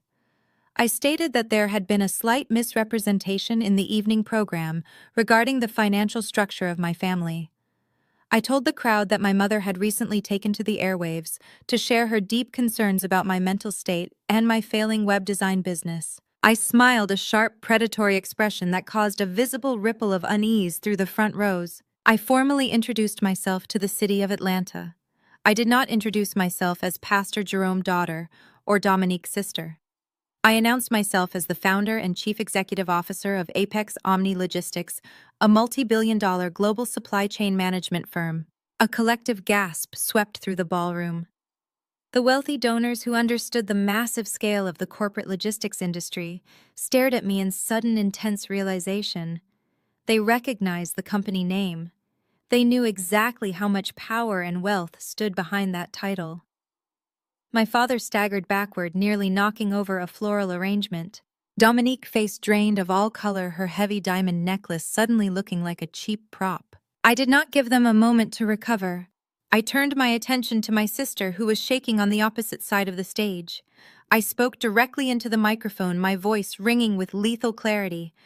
I told the crowd that I was incredibly interested in my sister's bold new international venture. I stated that I was fascinated by the $500,000 charitable grant my father had just so generously announced. I reached into the pocket of my crimson gown and pulled out a small black remote control.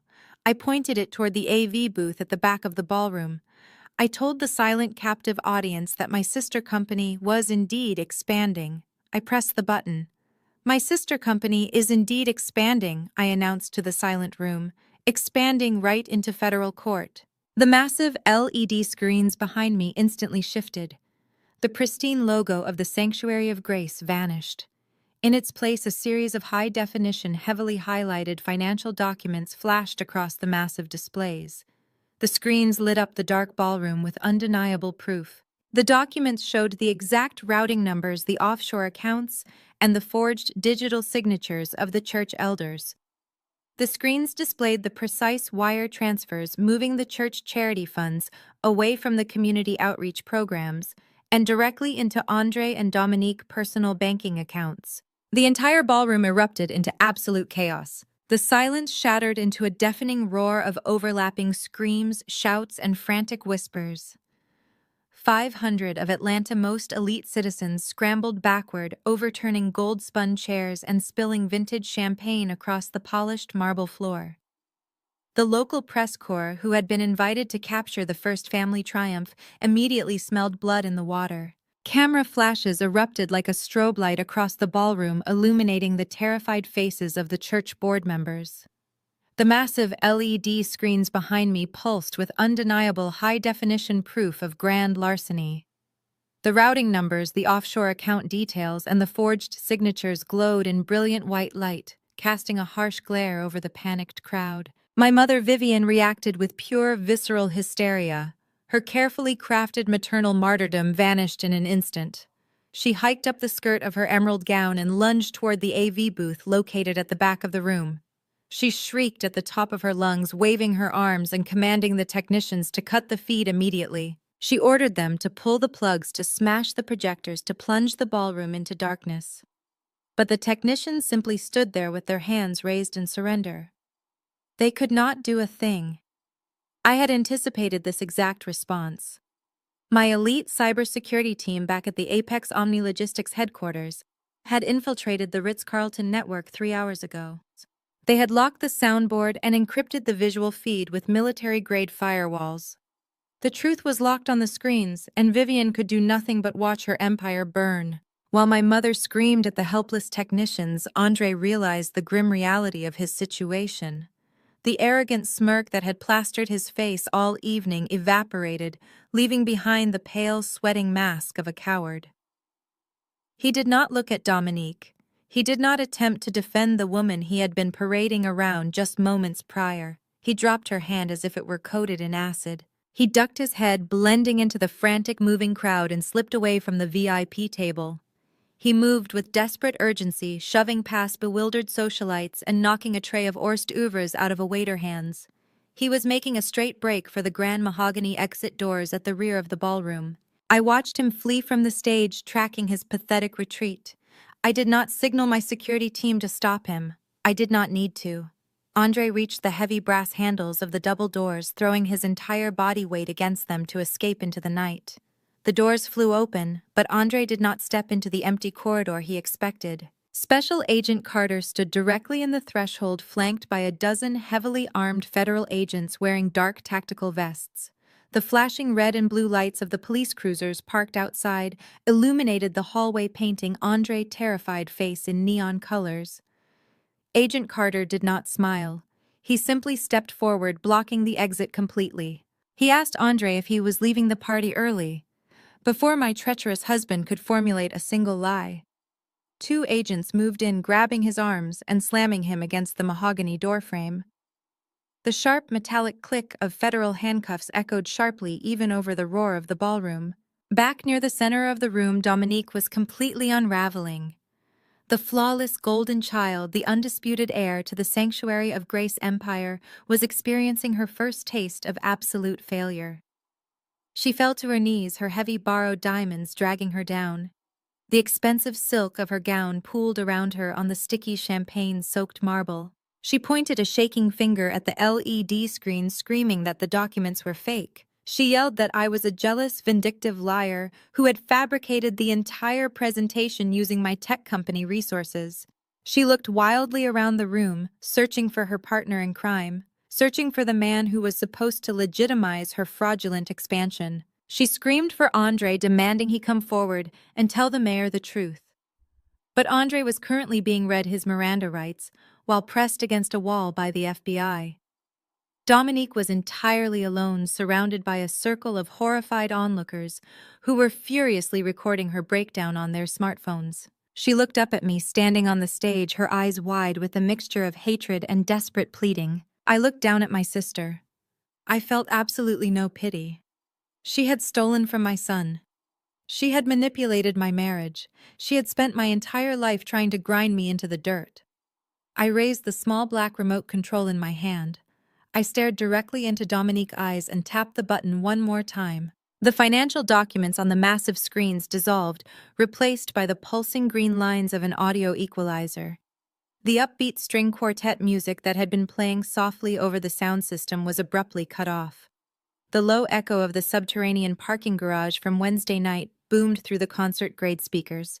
Then Andre's voice filled the ballroom. His sickly sweet, desperate tone washed over the horrified crowd. Every guest in the room heard him confess.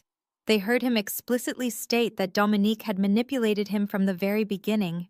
They heard the man my sister had claimed as her devoted partner throw her completely under the bus to save his own skin. Andre's voice echoed off the crystal chandeliers, claiming Dominique had seduced him, exploited his momentary weakness, and used her feminine wiles to cloud his professional judgment. He painted her as a predatory mastermind who had trapped him in a web of financial lies and orchestrated the theft from Trey Trust Fund. The ultimate humiliation followed immediately. The audio continued capturing Andre begging me to drop the federal charges. The entire city elite listened in stunned silence as he called me his true love, his rock, and the only woman who had ever truly understood him. They heard him refer to my family to Dominique as a toxic poison. Dominique let out a guttural, agonizing scream. She covered her ears with her hands curling into a tight ball on the floor. The golden child had been publicly discarded by her partner in crime, stripped of her dignity and exposed as a common thief. The crowd backed away from her as if she were carrying a contagious disease. The mayor and his wife exchanged horrified glances before immediately signaling their security detail to escort them out of the building. The mass exodus of the city elite had begun. They could not distance themselves fast enough from the radioactive fallout of the first family. My father could no longer maintain his frozen state of shock. His empire was collapsing in real time. The legacy he had built on a foundation of lies, manipulation, and stolen wealth was burning to the ground right in front of his eyes. He snapped. He abandoned the velvet ropes of the VIP section and charged up the stage steps, moving with aggressive, heavy strides. Pastor Jerome ignored my security guards, who simply watched him approach. He stormed past me, his face twisted into an ugly snarl of pure rage. He grabbed a secondary microphone from the podium stand, gripping it so tightly the plastic cracked. He was sweating profusely, his chest heaving, his perfectly tailored velvet tuxedo suddenly looking like a cheap costume. He turned to face the remaining guests, the reporters and the federal agents moving into the room. He roared over the noise, his booming voice shaking the floral arrangements. He declared that the first family would not be intimidated by these demonic lies. He shouted that they were doing the Lord work and that the enemy was simply trying to tear down a righteous ministry. He pointed a thick, trembling finger directly at me. He yelled that this church is protected. He screamed that I could not touch them, that I was nothing but a bitter, vindictive child lashing out because I lacked the divine favor that rested upon him and Dominique. I stood perfectly still, letting him exhaust his lungs. I let him paint himself as the arrogant, untouchable king one final time. I turned my head slightly, motioning to Marcus, who was standing near the edge of the stage. Marcus walked forward, his face entirely expressionless. He handed me a sleek black leather binder embossed with the Apex Omni Logistics corporate seal. I took the binder and stepped directly into my father's personal space. I did not raise my voice. I did not need to shout to project absolute power. I spoke directly into my microphone, my voice cutting through his hysterical ranting with terrifying lethal calm. I told him that I did not need to touch the church. I held out the sleek leather binder, offering it to him. He stopped shouting, his chest heaving as he stared at the black folder. He hesitated before snatching it from my hands. He flipped it open, his eyes darting across the heavily notarized legal documents inside. I watched the last remaining shred of his arrogance drain completely from his face, leaving him looking old, weak, and utterly defeated. I looked out over the ballroom, ensuring every reporter, every federal agent, and every remaining guest heard my final declaration. I told him that I own it. I explained that he had defaulted on the predatory bridge loan collateral debt 48 hours ago. I smiled a cold, ruthless smile that finalized his absolute destruction. You are officially trespassing on my property." The sheer volume of the panic was deafening. 500 of Atlanta's most influential citizens shoved against each other in a desperate, frantic bid to escape the blast radius of my family implosion. Crystal centerpieces shattered against the marble floor as tables were overturned in the stampede. Above the din, the sharp, authoritative commands of federal agents sliced through the panicked screams. Agent Carter's tactical team poured through every entrance, their dark windbreakers a stark contrast to the glittering gowns and velvet tuxedos. They moved with surgical precision. 2 agents flanked my father before he could even register the reality of the black leather binder still clutched in his trembling hands. Pastor Jerome, the untouchable shepherd of Atlanta, gasped as his arms were wrenched behind his back. The heavy metallic click of handcuffs snapping shut around his wrists echoed through the microphone still resting on the podium. He stammered incoherent prayers demanding to speak to his lawyers, threatening the agents with divine retribution. It was a pathetic, crumbling display of a false prophet stripped of his altar. Andre was already secured by the exit, his face pressed against the polished mahogany doors, weeping openly as an agent read him his rights.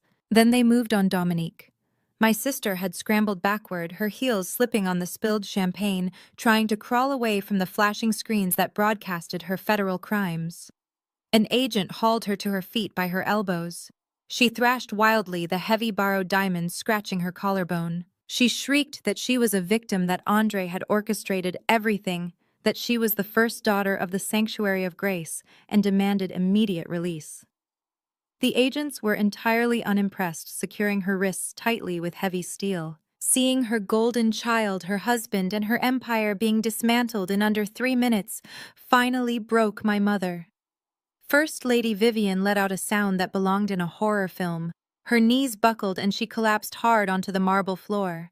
Her meticulously pinned wig shifted violently askew, sliding halfway down her forehead. She slammed her fists against the ground, crying hysterically, the emerald silk of her gown soaking up the spilled alcohol. There was no grace, no poise, no divine dignity left. The elite society of Atlanta captured every single humiliating second. The guests who had not managed to flee were standing on the periphery, their smartphones raised high, recording the absolute destruction of the first family. The community that had worshipped them just an hour ago was now actively participating in their public execution. The footage would be viral before the police cruisers even reached the precinct. I stepped down from the stage, my crimson gown sweeping the floor as I walked toward the main exit.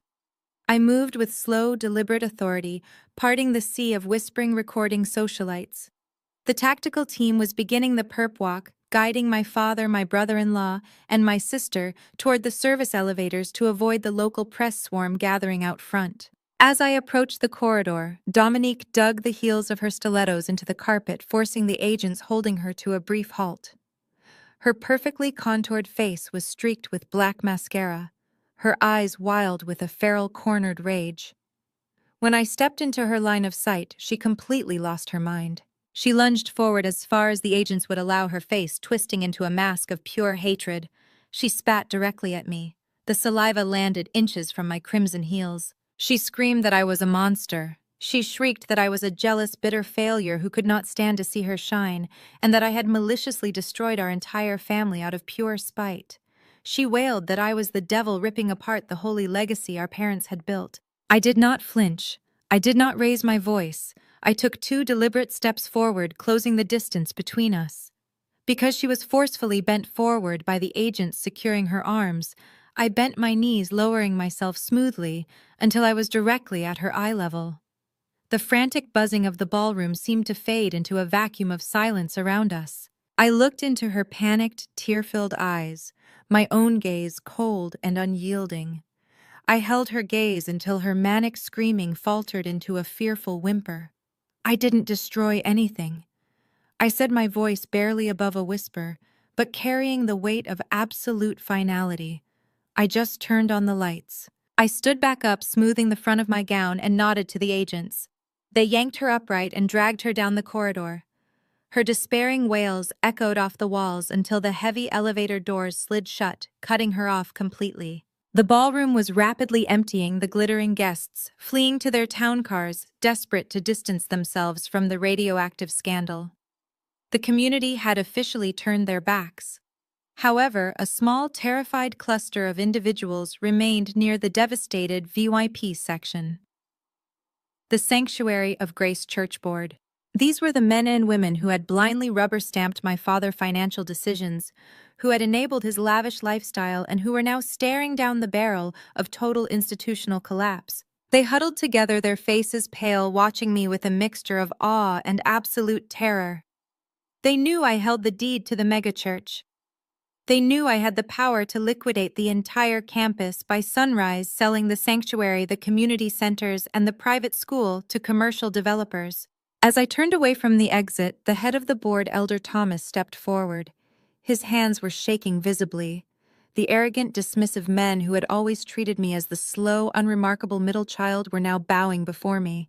Thomas practically fell over his own feet to reach me. He pleaded with me, his voice cracking. He begged me not to liquidate the building. He babbled about the congregation, the elderly members who relied on the community center, the children in the after-school programs. He swore that the board had no idea about the extent of Pastor Jerome offshore embezzlement. He promised that they would cooperate fully with the federal investigation, pleading for mercy for the sake of the innocent parishioners. I let him grovel. I let the silence stretch, forcing the board members to sweat under the harsh glare of the LED screens that were still projecting my family financial crimes. When I finally spoke, I stripped away any illusion that they had any bargaining power. I told them that their negligence had allowed my father to treat holy ground like a personal piggy bank. I informed them that they were equally responsible for the toxic culture of worshiping wealth over character. However, I am not my father, I stated coldly. I am a businesswoman, and I protect investments that yield positive community returns. I told them I would agree to lease the sanctuary and the community buildings back to the congregation. A collective, audible sigh of relief washed over the board members, but I raised my hand, silencing them instantly. I outlined my strict, non-negotiable conditions. I demanded that Pastor Jerome and First Lady Vivian be permanently stripped of all titles, honors, and access to the church campus. Their names were to be chiseled off the foundation stones. Their portraits were to be removed from the lobby. Their private pastoral suites were to be gutted and converted into a public food pantry. The First Family of Atlanta was to be entirely erased from the history of the Sanctuary of Grace. Furthermore, I demanded complete transparent oversight of all church finances by an independent auditing firm selected by Apex Omni Logistics. If they deviated from my terms by a single syllable, I promised I would bulldoze the sanctuary and pave it into a commercial parking lot. Elder Thomas nodded frantically, tears of relief and fear in his eyes. He agreed to every condition without a second of hesitation. The legacy my parents had violently sacrificed me to protect was now completely legally obliterated by my hand. I dismissed the board, leaving them to manage the wreckage of the ballroom. I walked out through the main promenade, leaving the stifling, perfume-choked air of the Ritz-Carlton behind.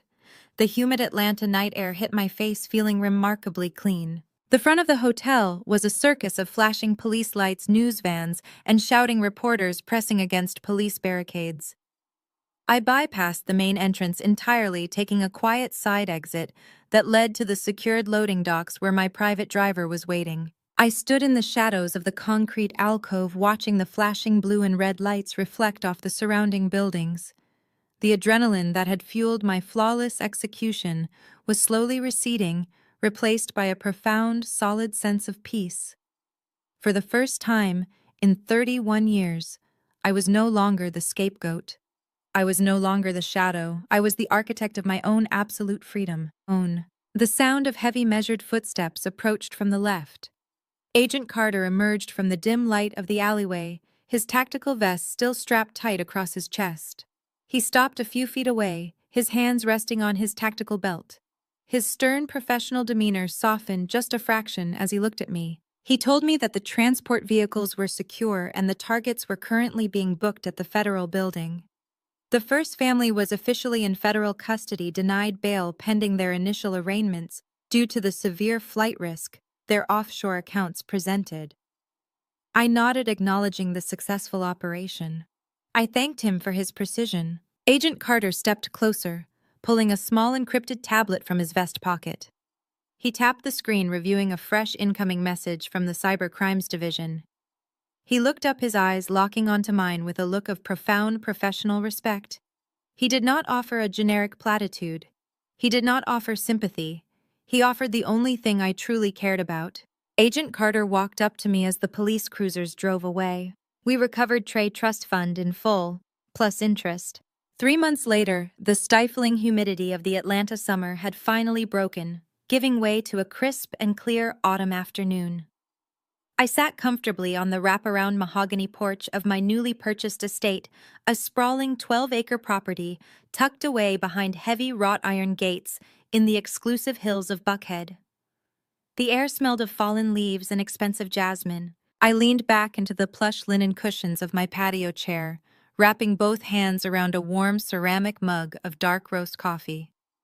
From this elevated vantage point, I had a perfect unobstructed view of the custom-built basketball court spanning the lower half of the driveway. Trey was out there, his laughter ringing out clear and completely unburdened. He was playing a fierce, energetic game of 3-on-3 with a group of new friends from his private academy. Watching him sink a three-pointer and chest bump his teammate, a profound wave of absolute peace washed over me. He looked taller somehow, his posture straightened and relaxed. The heavy, suffocating shadow of my family toxic expectations that used to weigh down his young shoulders had completely vanished. He was safe. He was financially secure. He was finally allowed to simply be a teenager without being used as a financial pawn in a twisted game of generational control. The sound of heavy tires crunching on the gravel driveway pulled my attention away from the court.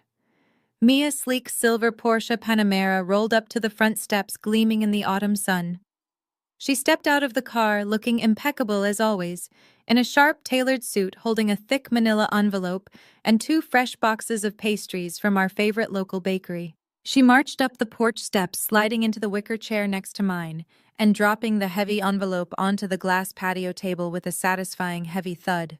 "We have official signatures," she announced, a triumphant, predatory smile spreading across her face. "The judge expedited the final decree this morning right before his lunch recess. You are entirely legally and financially divorced from that parasite." I looked down at the thick envelope, feeling a massive invisible chain snap and fall away from my ankles. I thanked her, my voice thick with genuine gratitude. Mia had been the brilliant architect of my legal defense, the one person who had never doubted my sanity or my strength when my own blood was trying to have me committed. She opened a pastry box, taking a delicate bite of a butter croissant before delivering the rest of the updates. The federal prosecutor called her office on the drive over to share the latest developments. Andre had officially taken the plea deal, offering absolutely zero resistance once the FBI threatened him with a maximum sentence. He was going away for 10 solid years in a federal penitentiary in Allenwood.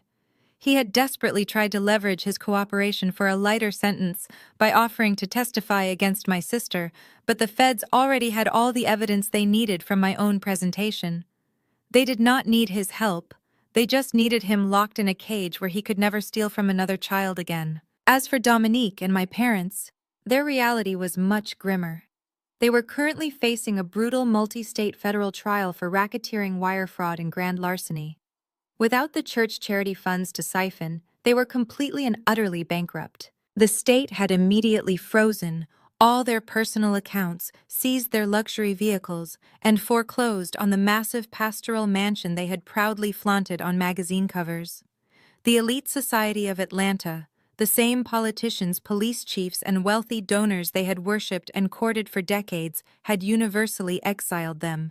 They were absolute pariahs, stripped of their divine titles, and left to rot in the very secular legal system my father had always claimed to be above. They were currently living in a cramped rented apartment, relying on an overworked public defender because they could no longer afford private counsel. I leaned back, looking out over the manicured lawn as Mia updates settled into the crisp autumn air. The journey over the past year felt like a grueling, punishing climb up a jagged mountain. For my entire life, I had been conditioned to shrink myself. I had been taught to hide my intelligence, to downplay my financial success, and to swallow my ambition just to make insecure people comfortable in their own mediocrity. I had played the dutiful, quiet scapegoat, absorbing their constant insults and their calculated theft because I falsely believed that blood required boundless sacrifice. I realized now how incredibly dangerous that lie truly was. Loyalty without respect is just self-destruction. I had survived their emotional abuse. I had survived their calculated financial sabotage, but I was no longer interested in mere survival. I had built a multi-billion-dollar global empire from absolute scratch. I had single-handedly dismantled a corrupt religious dynasty without raising my voice or shedding a single tear. I did not just survive the fire they set to burn me alive. I became the inferno. I was no longer the forgotten middle child or the crazy sister. I was the architect of my own destiny. I reigned over my life with absolute unyielding authority, and I would never apologize for wearing my crown again. The sharp professional chime of an incoming email from my laptop resting on the table broke my reverie. I flipped open the sleek silver screen. It was a priority message from my lead wealth manager at Apex Omni Logistics. The final deed transfers and zoning permits had been fully approved by the city council. The massive building that once housed the Sanctuary of Grace had been officially repurposed. It was no longer a monument to my father's greed and manipulation.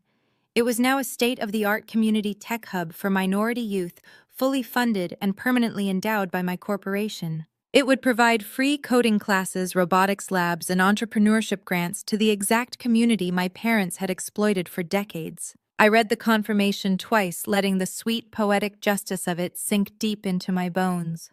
I closed the laptop with a soft, definitive click. I picked up my coffee mug, taking a slow, savoring sip of the dark roast.